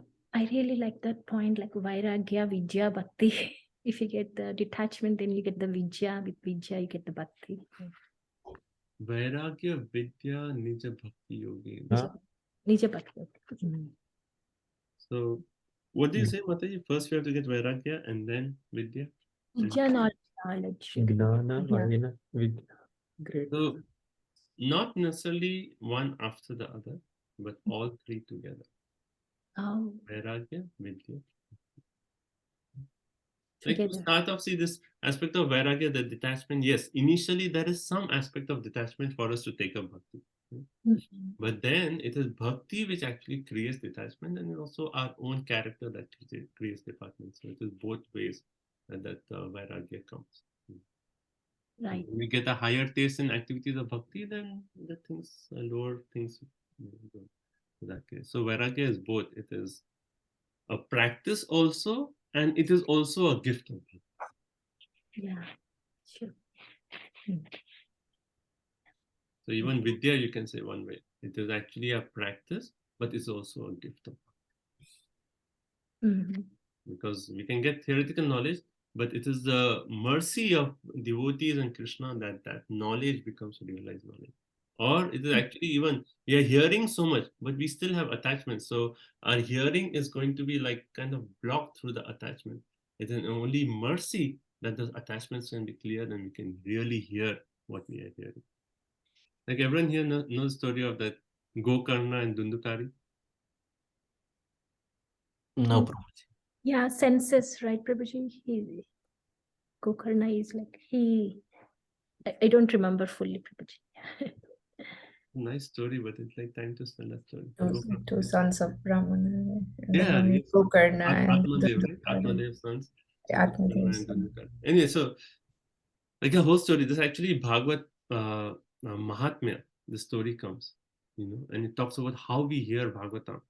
So anyway, this is a whole story, but Atmadev like wanted to have a son, and then this Gokarna, but his wife did not want to get pregnant and everything. So he finally got a fruit and by a sage and said like, hey, you give this fruit and then your wife will get pregnant. And the wife did not want to get pregnant, so she actually gave the fruit to a cow. And then the cow gave birth to a son that was Gokarna, ears like a cow, Gokarna. And then because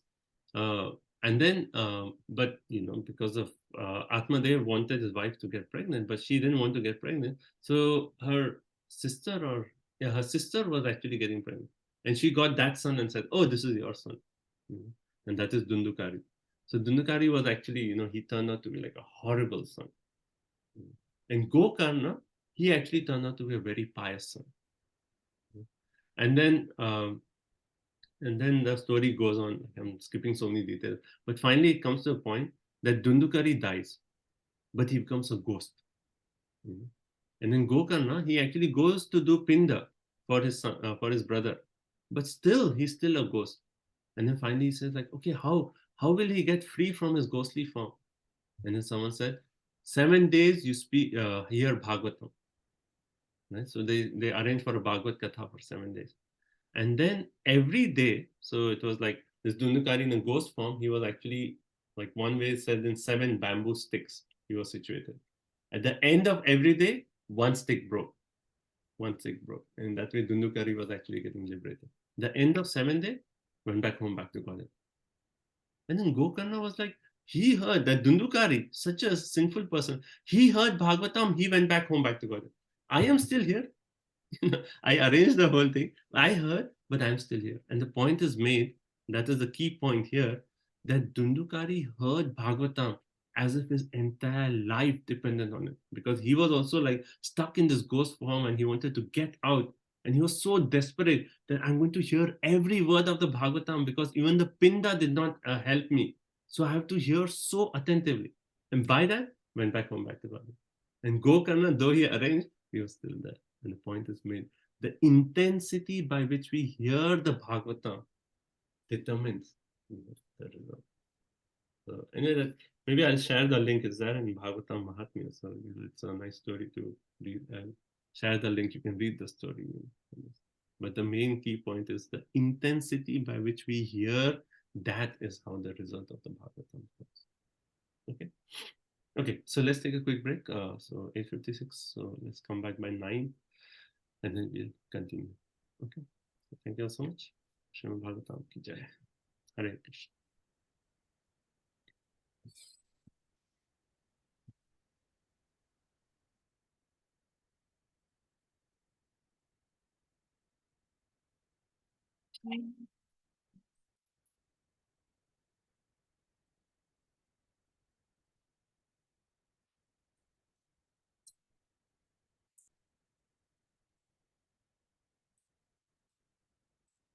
Hare Krishna, Hare Krishna,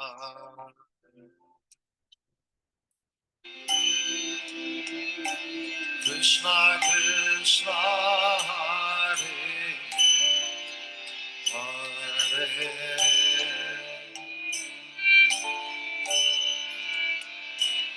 Hare Rama, Hare Rama,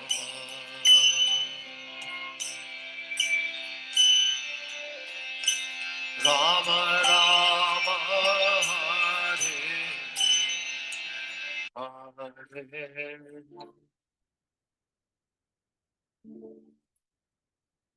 Hare Krishna,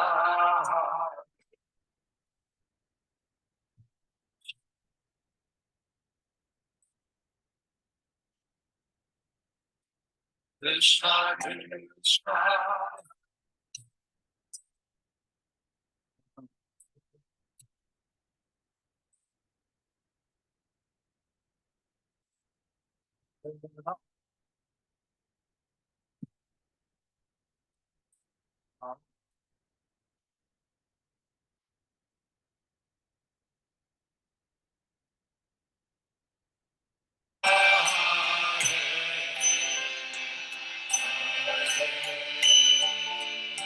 one more time, a little louder. Hare Krishna, Hare Krishna,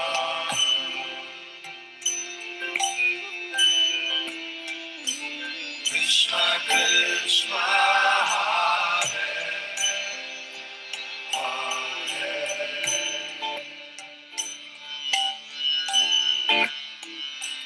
Hare Rama, Hare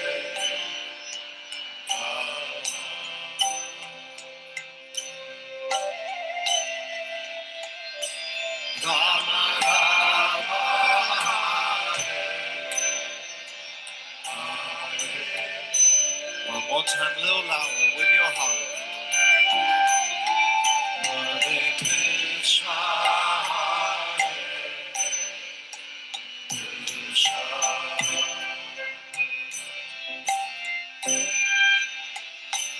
Krishna Krishna, Hare Hare,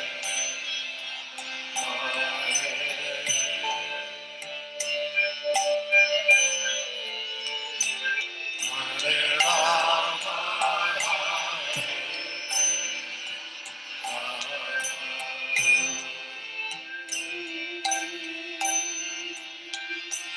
Rama, Hare Hare.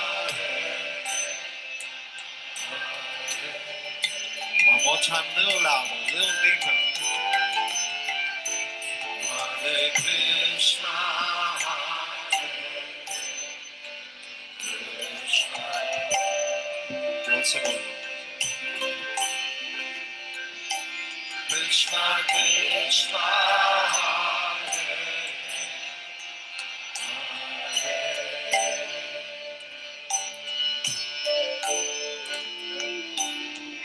Hare Rama, Hare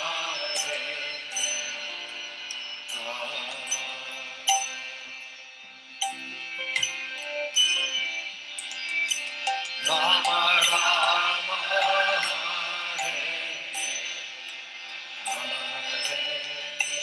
One more time, very loudly, meaning it. Hare Krishna, Hare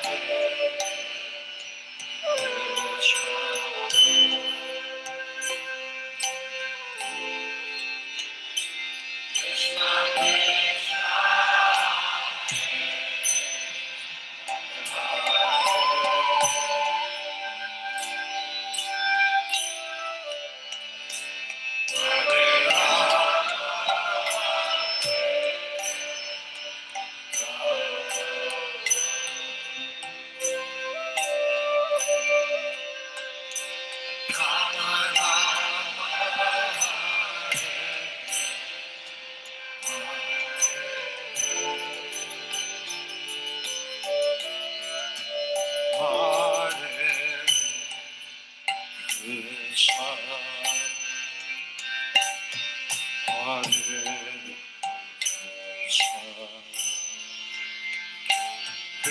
Krishna,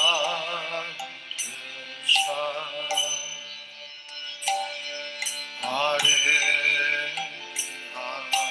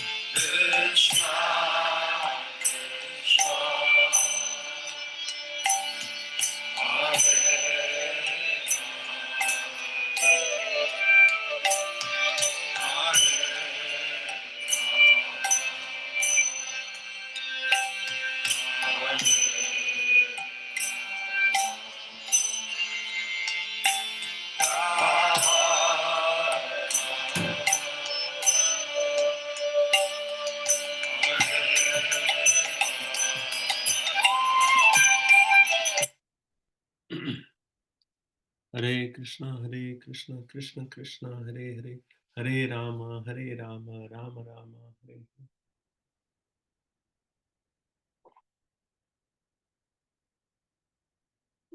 Hare.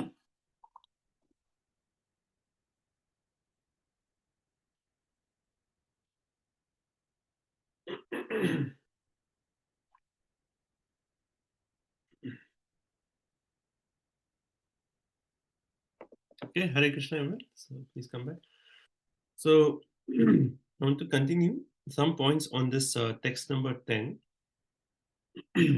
So in text 10, like I mentioned the point that this wonderful Srimad Bhagavatam, Sukadeva Goswami is telling Parikshit Maharaj, I will recite the same Bhagavatam to you, right?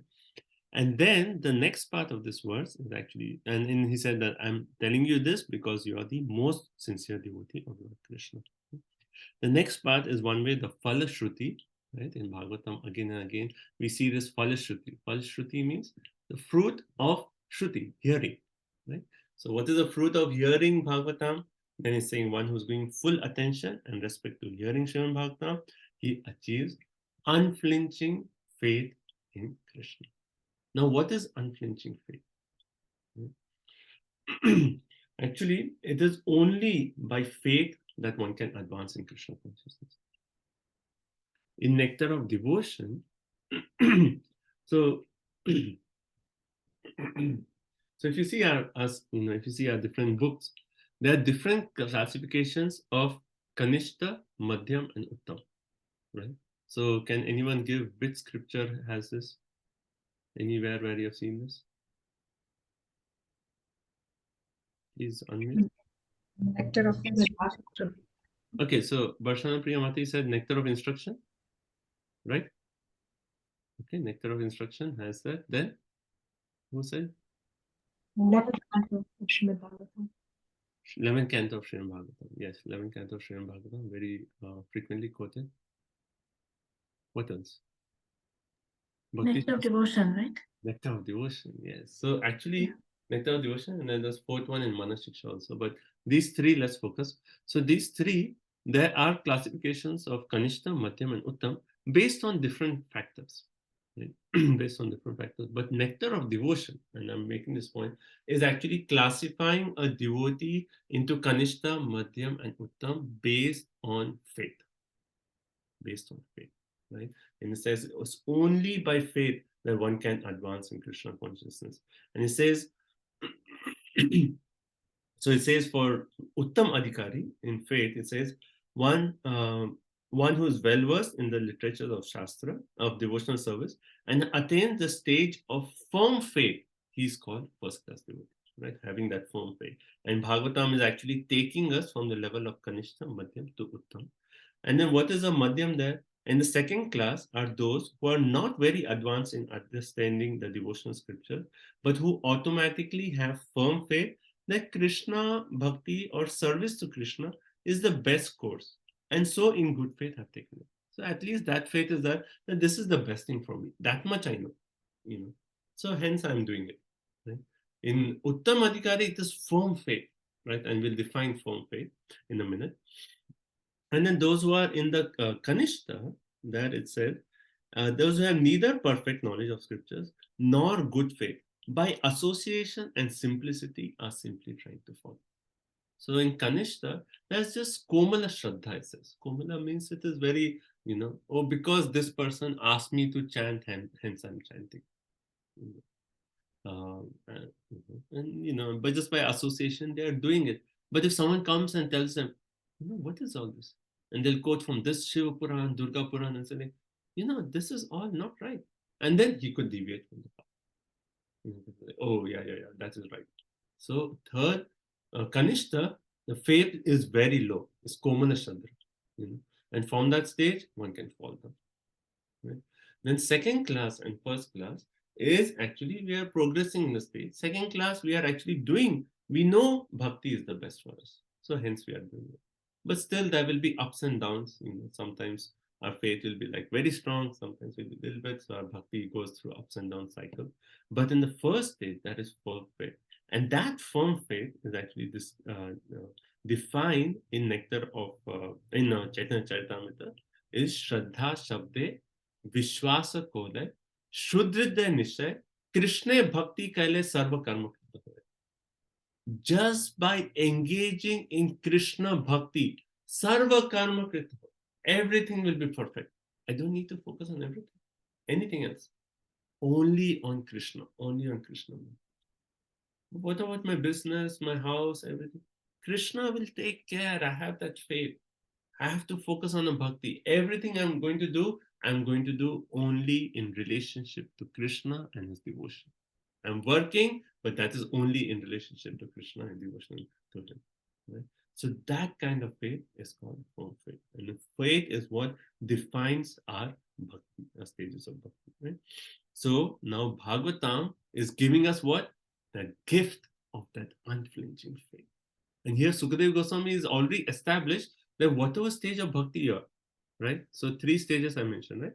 For bhaktas who are aspiring for liberation, bhaktas who are at the Vaidhi, and who are Ragananda. All 3, they have to turn to Bhagavatam.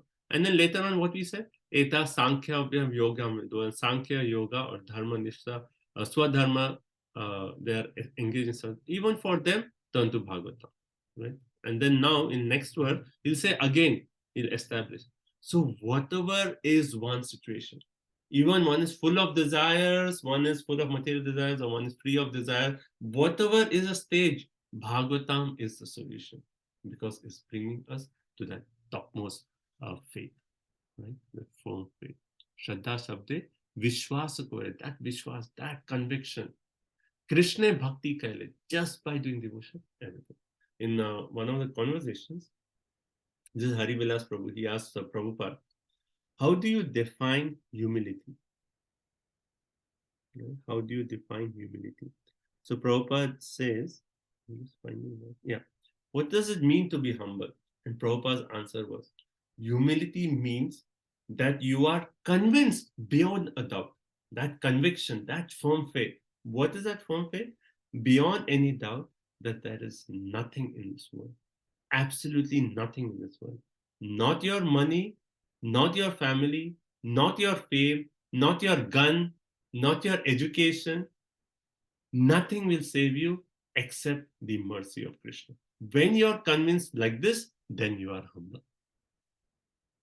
That is that firm faith. And Bhagavatam is giving us that gift of firm faith. That means what? Whatever stage we are in our life, whether we are full of material desires, we are sadhaka, whatever, Bhagavatam will make us Uttama Adhikari, will make us a topmost. All we have to do, what do we have to do? Full attention and respect to hearing Srimad Bhagavatam. Right? And Bhagavatam and everything. Okay? That part okay? That special gift of Bhagavatam is okay. So other in the purport, Prabhupada talks about the difference between material knowledge and spiritual knowledge. So Avaroha Panta, Aroha Panta. You know this? Okay. Someone want to point out what is the difference between material and spiritual knowledge? like the way we receive it in terms of what we receive. Receive top down. Yeah. So spiritual knowledge is always avaroha. Avaroha means something coming from top, and it's not by our own endeavor that we do philosophical research and we come. It has to be from top down. Right? Spiritual knowledge. Prabhupada says, progress depends on the mercy of the Guru, and by the satisfaction of the Guru, knowledge is automatically manifested in the heart. Right? And then Prabhupada says, it is not like some magic that the Guru will say, okay, here, power, and all of a sudden the knowledge. No. The Guru will actually, he reasonably explains everything. And how does a disciple receive it? Intellectually, right? Right? Or no? No. The Humility. disciple receives not intellectually, but by pariprashnena sevaya, by submissive inquiries and sevaya, rendering service. Right? So what is the process of spiritual knowledge? We have to satisfy the Guru. How do we satisfy the Guru? By rendering service unto him and by submissive inquiry. And by that, when the Guru is pleased, then he'll reasonably explain everything. It's not like magic or something. He will give you the knowledge about Krishna. He will give you the understanding. Right? And by that, we receive the knowledge. Whereas material knowledge, what is it? It is based on our personal ability and researching aptitude. We receive some knowledge, we build upon it, and sometimes what knowledge we have received, we say like, oh, I have something more, and this knowledge is useless. I have higher, right? But the spiritual path is always a distinguished path of mercy. Right? And so many beautiful stories to actually show how knowledge is obtained only by mercy of Guru. Right? Any examples you can point out?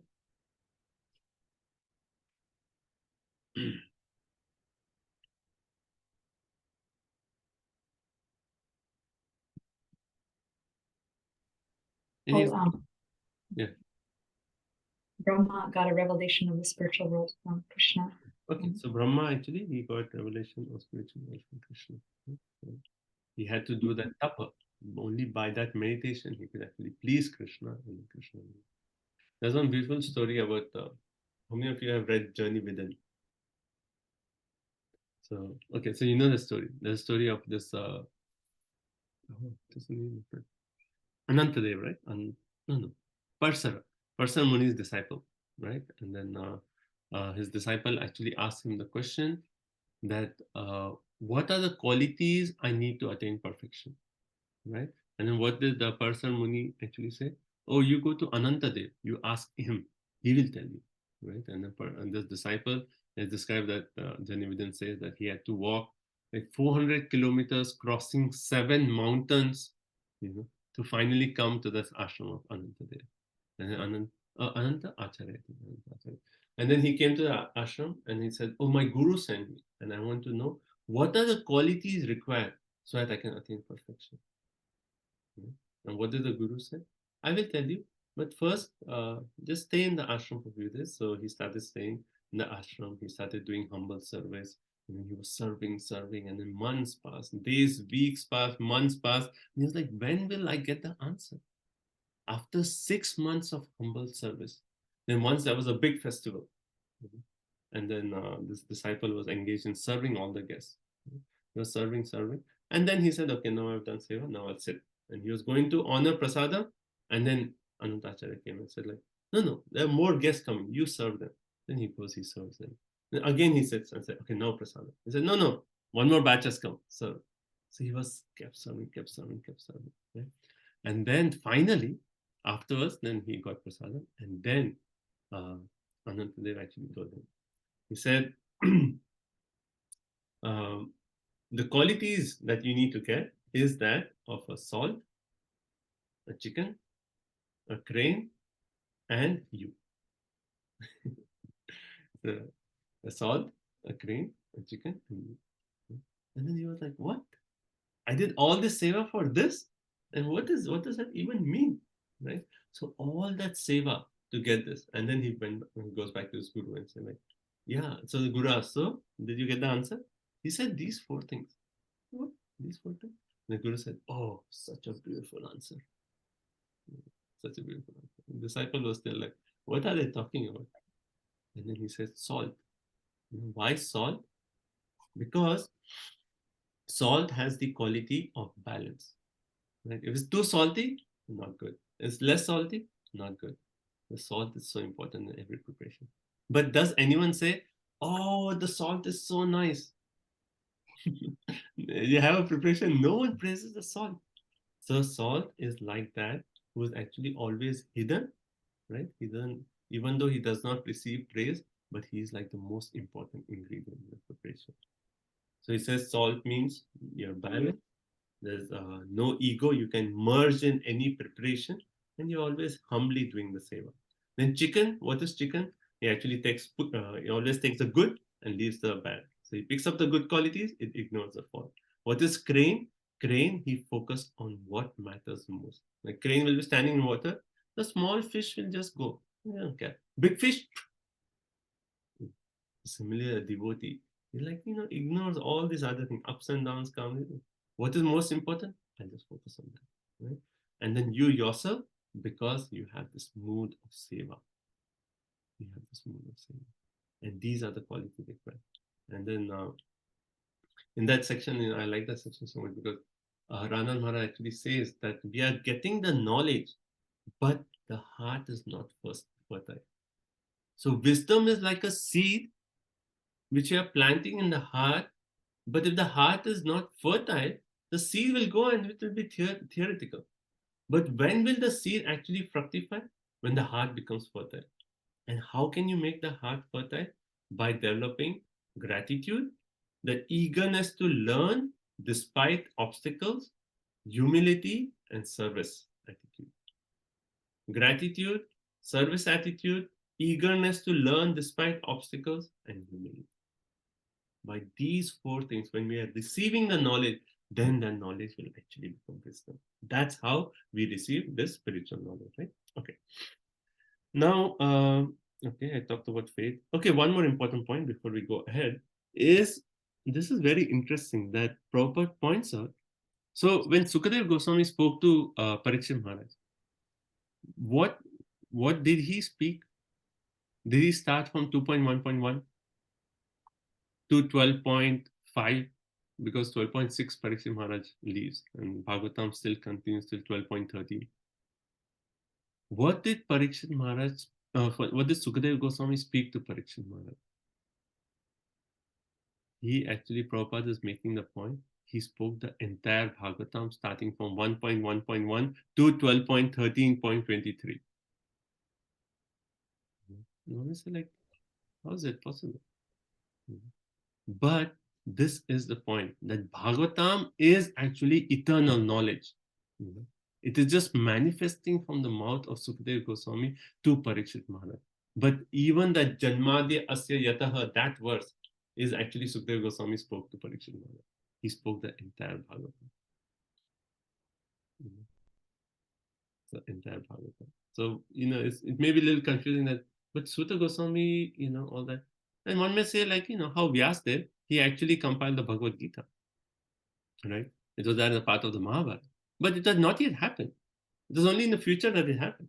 So these personalities, they are already like, they know the future, and in that way, they actually give the entire Bhagavatam. So in the Bhagavatam, which actually, when conversation that Sukadeva Goswami spoke to Parikshit Maharaj, there were prayers of Queen Kunti. There was Bhishma Smriti. There was Janmadi Asayataha verse. And so on. So entire Bhagavatam Prabhupada said. So what Vyasdev spoke to Sukadeva Goswami started from 1.1.1 to 12.13.23. What Sukadeva Goswami spoke to Parikshit Maharaj, same. And what Gautam Rishi spoke to Ambarish Maharaj, that is all the same. Right? So it is an entire Bhagavatam, all 18,000 shlokas. Okay, so that's the point Prabhupada makes. So you can think about this point. Okay, and then Prabhupada ends the purport by saying that there is no one as attentive as Parikshit Maharaj. So he was the ideal hearer of Bhagavatam. And there is no one as qualified as Sukadeva Goswami to speak Bhagavatam. Hence, he was the ideal reciter of Srimad Bhagavatam. So one who is speaking Bhagavatam should follow in the footsteps of Sukadeva Goswami, one who's hearing Bhagavatam should follow in the footsteps of Parikshit Maharaj.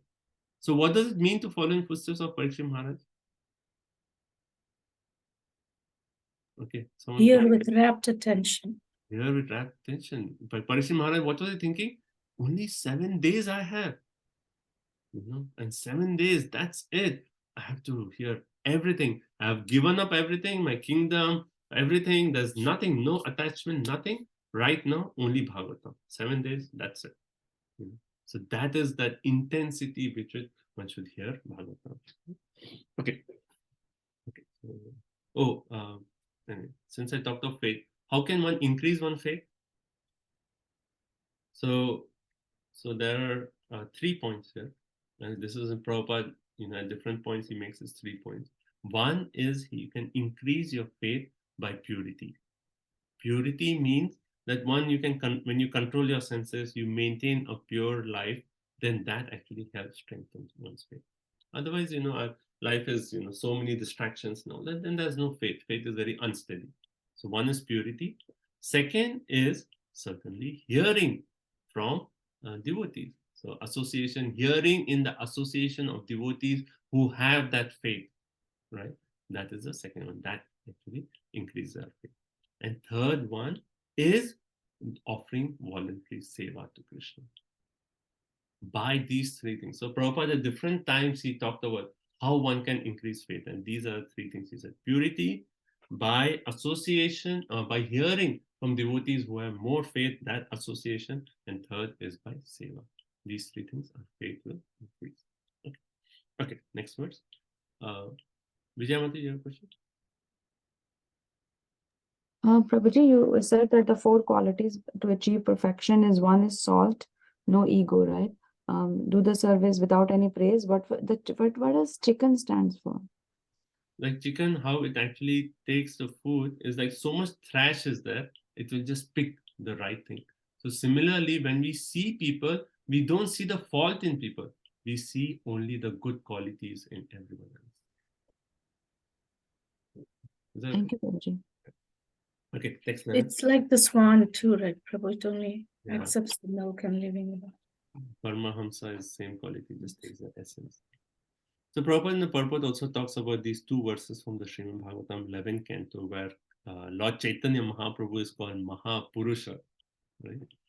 It's a famous word, Deham Sada Pariva Avishtadoham Tirthasputam Shiva Viranchindhutam Chandra Brityarthi Ham Prantapala Bhavadipatam Vande Mahapurushate Charnam.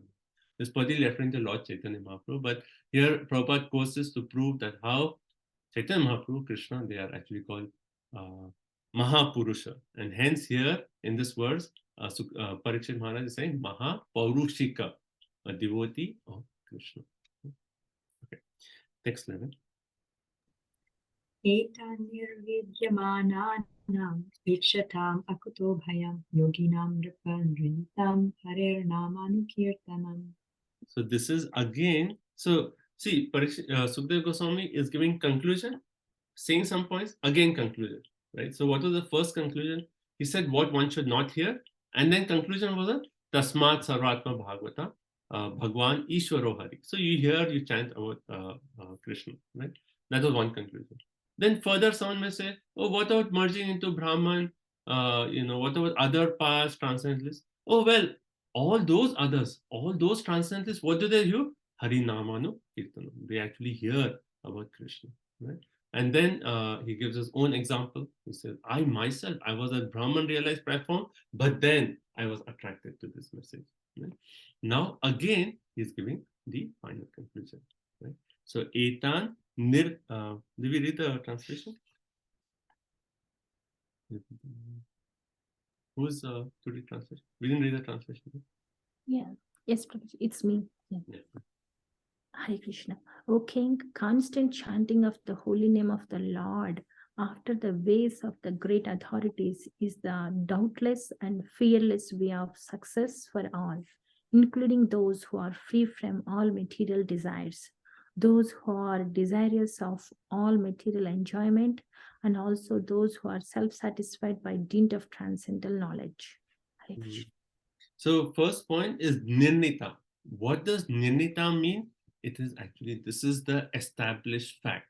This is the decided truth. This is the conclusion of all the message. And what is it?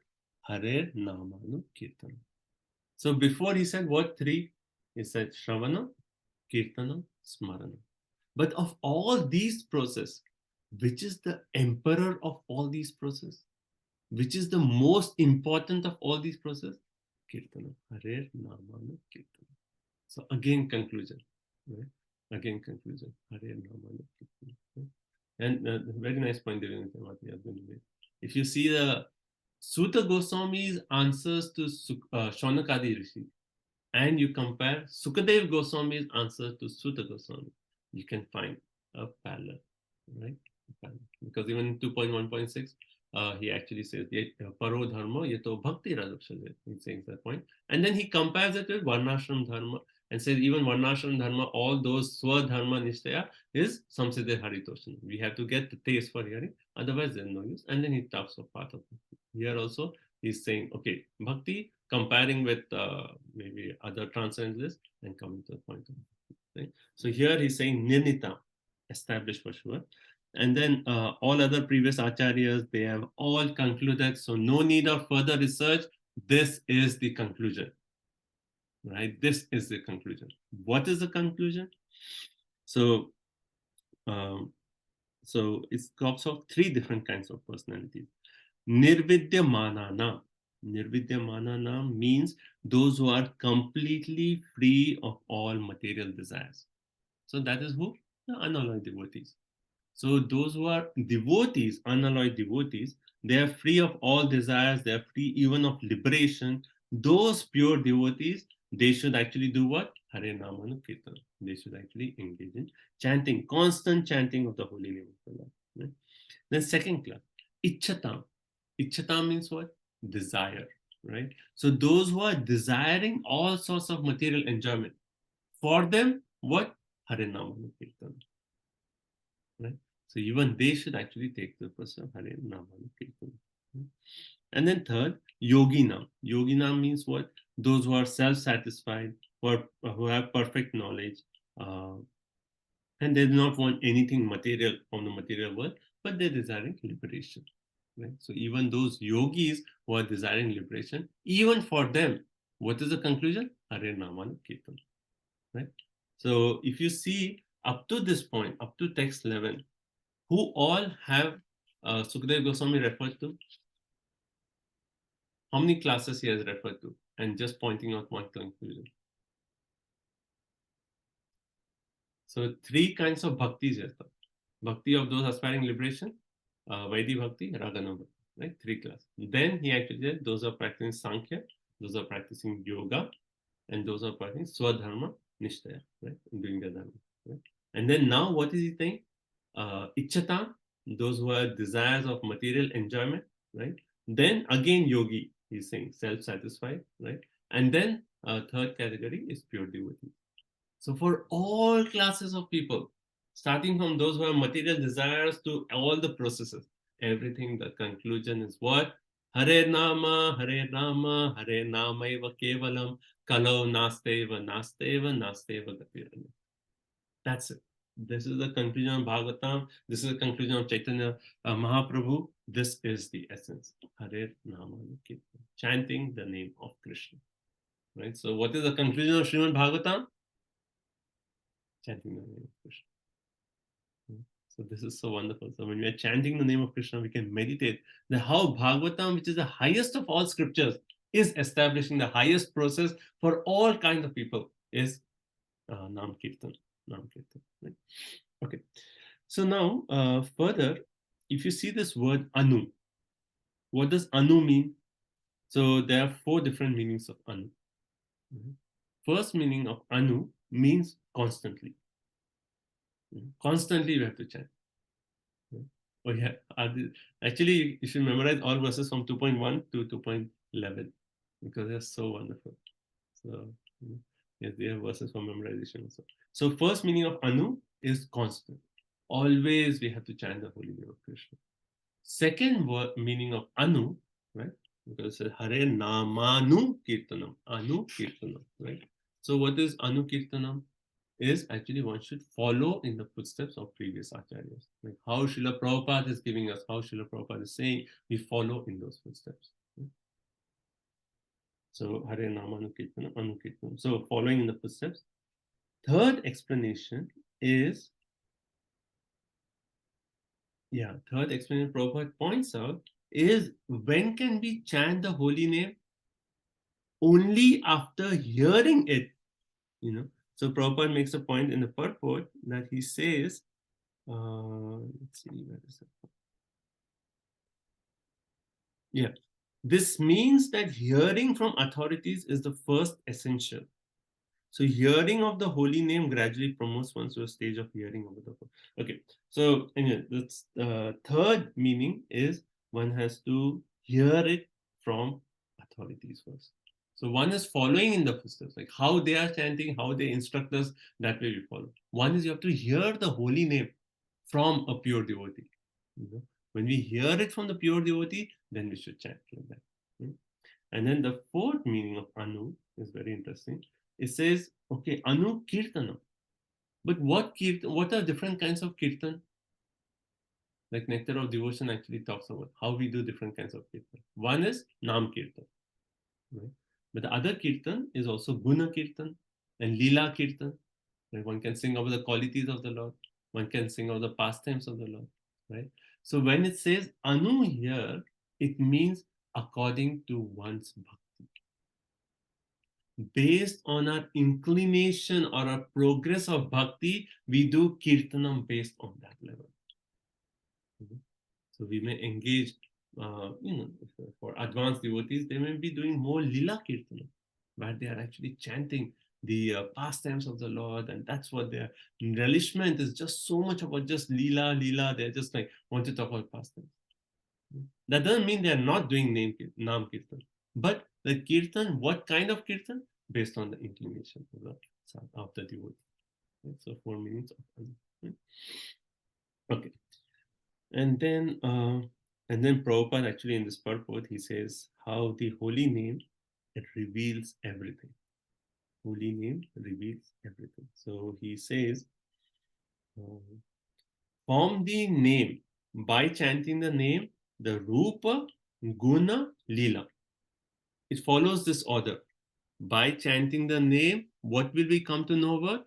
The form of the Lord. And we have this experience that when we are chanting the name of Krishna, first, initially we are chanting, okay, Hare Krishna, Krishna Krishna, Hare Hare. But as we progress, when we are saying the name Krishna, naturally the form of Krishna comes to our mind. The Roop comes, right? And then more advanced, the Naam, the name itself reveals what? Okay, now the form, but the qualities comes to our mind. And then the name itself reveals what? Name himself reveals what? The pastimes of the Lord. So everything is revealed by the name of the Lord. So Naam reveals Rupa, Guna, and Lila in that order. So Prabhupada says, hearing gradually promotes one stage of hearing about his Rupa, Guna, and Lila. Okay, now how to chant? So Prabhupada actually gives long purport. Says how to chant. Says Jiva Goswami says it should be chanted loudly. We should chant loudly. Right? And then second point, he says it should be chanted offenselessly. So this offenselessly is a big topic, and we'll end with this particular topic. So offenselessly, like, why is it so important to chant without offenses? So Chaitanya Charitamrita actually makes this point. It says, Bahu janma kare yadi Shravana Kirtan, tabu na paye Krishna prema dhana. Bahu janma yadi kare Shravana Kirtan. One will be like, after so many lifetimes if we chant, one may not get prema dhana. And what is prema dhana? It says, in Ante Lila, it says, prema dhana vina vyartha daridra jivana. Without prema dhana, our life is vyartha, is useless. Daridra jivan, we are the most poor people. And then the second line is on it. It says, dasakori, make me your servant, right? Vetan more, and once you're a servant, then you have to give me some salary, right? I won't serve for free. I need salary. What is a salary? Dasa Kori, Vetan more. Give me that Vetan salary of what? Deha Krishna Dhana. Oh, sorry, Deha Prema Dhana. Prema Dhana. That is the salary I want, right? So the point this verse is saying that without, if you are chanting with offenses, it may take many lifetimes to actually get Prema Dhana. And if you don't have Prema Dhana, our life is actually useless. Vyartha Daridra Jivan. So Prabhupada in the purport talks about the 10 offenses. He goes through the 10 offenses. This purport and next purport, he actually elaborates on 10 offenses because it's so important. This verse is like the essence of the entire Bhagavatam is Hare Nama Anukirtanam, chanting the holy names of the Lord. So, but it's very important that we are careful not to commit these offenses. So hence Prabhupada is listing. Right? So I'm sure everyone knows all these 10 offenses by heart. Yes? Everyone? 10 offenses by heart? Okay. Those who don't know, by next Sunday, for sure, by heart, you need to know 10 offenses. Okay. So, so before going to 10 offenses, Prabhupada makes this point. Again, talking of the importance of chanting without offense. He says, see, when we surrender unto Krishna, all the sins that we have done is actually washed away. What is the verse? Sarva dharma pratitya mam ekam shanamya aham tam sarva papam. Krishna takes away all the sinful reactions. So the effect of all the sins are washed away by surrender to Krishna. Second point, effect of the offenses at the feet of the Lord. What does this mean? That when we do archana, we are worshipping the Lord. We are cooking for the Lord. Maybe there are some offenses. But how are those offenses wiped away? By taking shelter of the holy name. So after we do seva, we should always be associated with Nam Kirtan. We should chant the holy name. Because by chanting the holy name, the offenses that we do in worship, they will be washed away. Now, when we do offenses to the holy name, then what is the protection? Prabhupada says no protection. No protection. So all our sins, what is the protection? Surrender to Krishna. Sin, offenses in doing deity worship, what is our protection? Holy name. Shelter of the holy. But offenses in the holy name, no protection. Because holy name is the most merciful form of Krishna. Nothing beyond that. There's nothing, there's no one more merciful than the holy name. Right? So if you make commit offenses to the holy name, there's no protection. So if you are making offenses, what is the solution? Because there's nothing higher than the holy name, you have to turn back to the holy name and chant in that prayerful mood, in that mood of forgiveness, that, oh Harinam Prabhu, I am so sinful that you have actually come in the most merciful form, but I'm still committing offenses unto your lotus feet. Please forgive me. That's why it's so nice, like, different devotees, they chant prayers glorifying the holy name before they chant the holy name, or even after. There's so many nice verses just praying to Harinam Prabhu. So we approach Harinam Prabhu that you are most merciful, but I am such a rascal that I'm still making offenses. So please, you are my only shelter, you are my only solution. Okay, you are only shelter. Okay, offenses 945. Offenses to the holy name. First, do not blaspheme devotees. Second one, so Prabhupada is elaborating to consider names of demigods to be equal to or independent of the name of Lord. So you're making some worldly distinctions. That is actually an offense. Third, to disobey the orders of spiritual master. Offense. Fourth, to vilify the Shastras, to say bad about the Shastras, to disrespect Shastras. Fourth offense. Fifth offense, to give some mundane interpretation to the chanting of the holy name. Sixth offense, to consider the glories of chanting Hare Krishna as imagination. Right? Sixth offense. Seventh offense, to commit sins on the strength of chanting the holy name. Prabhupada says this is the most degraded of all offenses. Right? That means that Prabhupada quotes this, Namno balad yasya hi papa buddhi. That if we actually say that, oh yeah, Harinam Prabhu is so merciful, he'll take away all my sins. It's okay, one more sin I will do, and then I will chant Hare Krishna. That is the worst mentality. Right? Worst mentality. Then, offense number 8, it says, considering the holy name as some pious activity, like a karma kanda process. Right? So Prabhupada in this purport actually makes a point. We should not, Prabhupada says the holy name is Krishna himself, the most merciful form of Krishna. He should not be utilized for our own purposes. So we should not approach the holy name with some material object. Oh, Harinam Prabhu, give me this. No, that means we are using the holy name for our own satisfaction. No, that's not the holy name.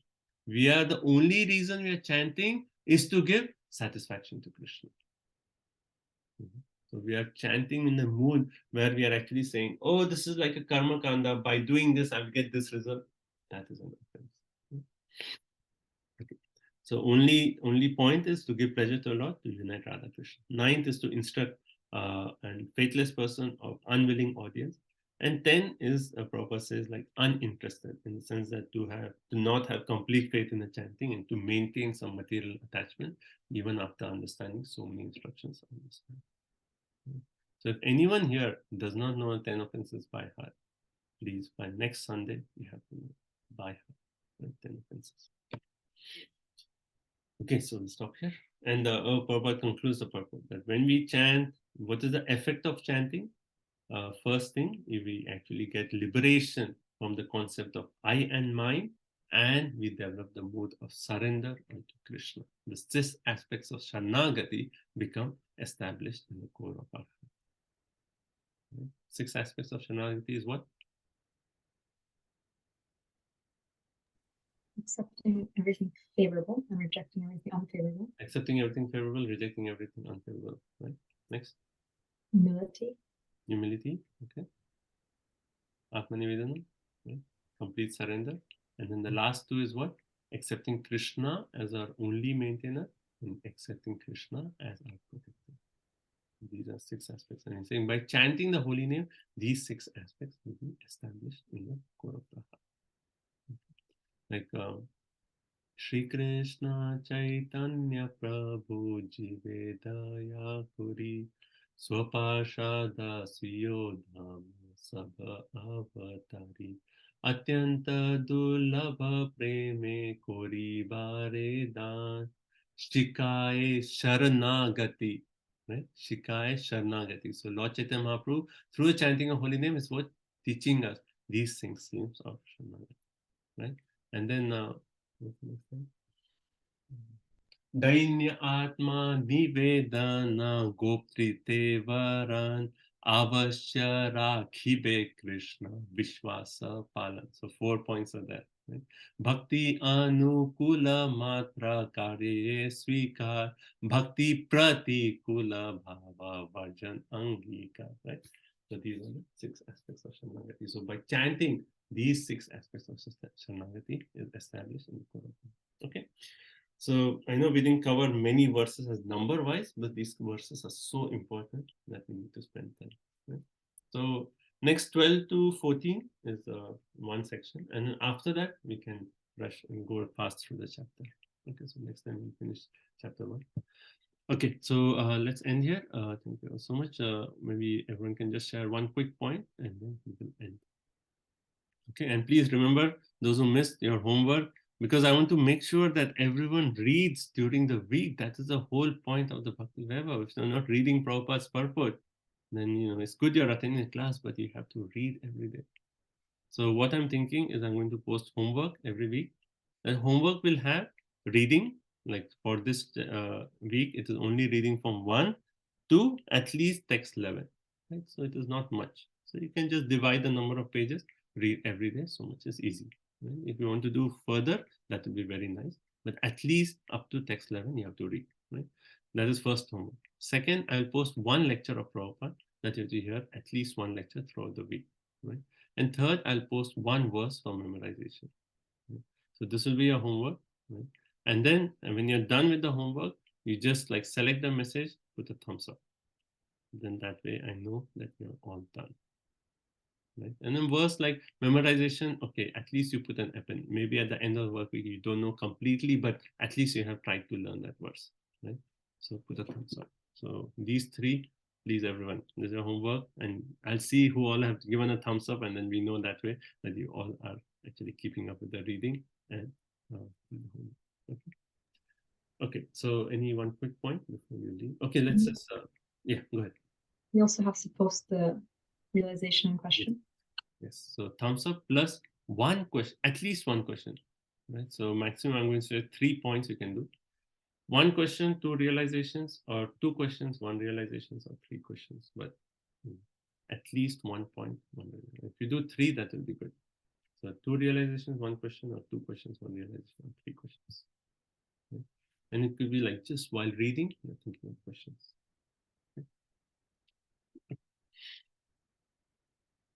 Okay, so let's end. It's 47. So those who have to drop, you can drop. But if you want to just say 1 point before leaving, that will be nice. That will be a nice review.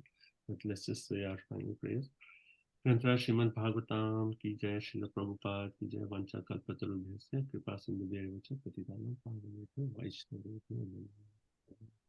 Shrimad Bhagavatam की जय, श्रील प्रभुपाद की जय, अनंत कोटि वैष्णव। Okay. Thank you so much. So maybe 1 point you want to just share. Prabhu, I just wanted to ask you that can we do like analytical, like say I'm really thinking of like how to connect second chapter and this chapter. So can I post something that on group, like this verse is connected with this? That'd be very like, wonderful. And then actually you can also see second and third chapter, Martin, because in third chapter that 340 is verse which is very similar to Idam Bhagavatam Nama 2:10. So 1.3.40 is very similar to 2.1.10. Okay, any 4 points before we... Hare Krishna Prabhuji, the conclusion or the essence of Srimad Bhagavatam is Hare Nama Anukirtana. Hari Bol. That is the essence. Okay. Any other points?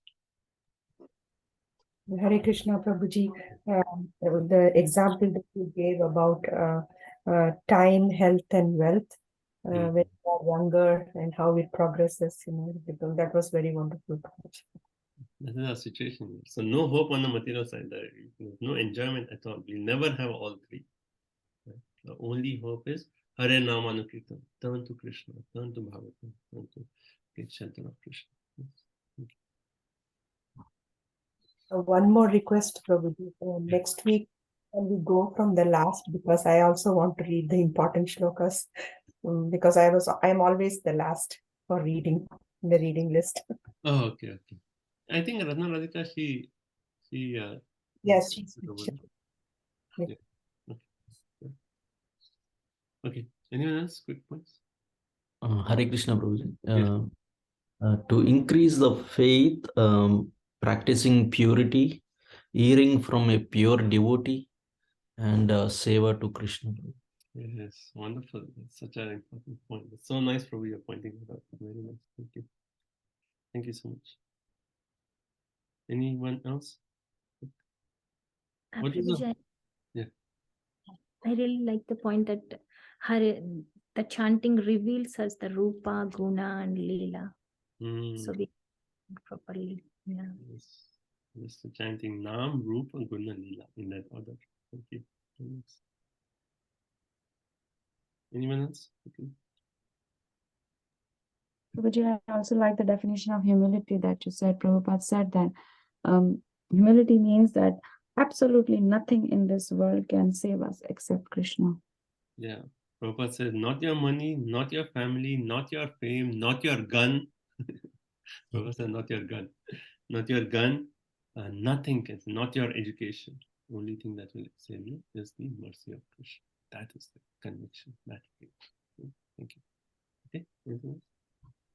Guruji, one point about only with faith and strong conviction we can advance in spiritual life. Thank you. Yeah, I was going to say the same thing, that Srimad Bhagavatam is giving us the gift of unflinching faith to Krishna. That's the Falshruti. You get that faith, and that's how we progress. We come to Uttamadhikari stage. Okay. So thank you all so much. Thank you all so much for your association, and thank you for so sincerely joining and attending Bhagavatam and studying Srimad Bhagavatam. This is our life. Mad ek bandhu, mat sangit. So, Kadam Kanu Swami Maharaj is preparing for his final exam, right? So in that he actually shared on realization, and he said, like, I again started reading the Srimad Bhagavatam, and when I read these 6 questions that the sages asked Suta Goswami, then I'm amazed by the benefit of these questions for the whole world. Right? So that whole thing, you have to come to that conviction. Mat ek bandhu, mat sangin.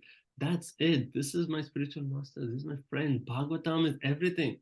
Kadam Kanu Swami Maharaj, last stage, he's what? Again. Okay, again I'll read Bhagavatam. There's so much nectar. This is everything. I have to come to Bhagavatam. That conviction we have to come to. Okay, thank you so much. Hare Krishna. Srila Prabhupada ki jai. Hare Krishna, dear devotees. Dhanutram, thank you so much. Hare Krishna. Hare Krishna, Prabhuji. Thank you, Prabhuji. Hare Krishna. Thank you. Dandavat pranam. Thank you so much, Prabhuji. Hare Krishna. Hare Krishna. Thank you, Prabhuji. Hare Krishna. Thank you, Mati.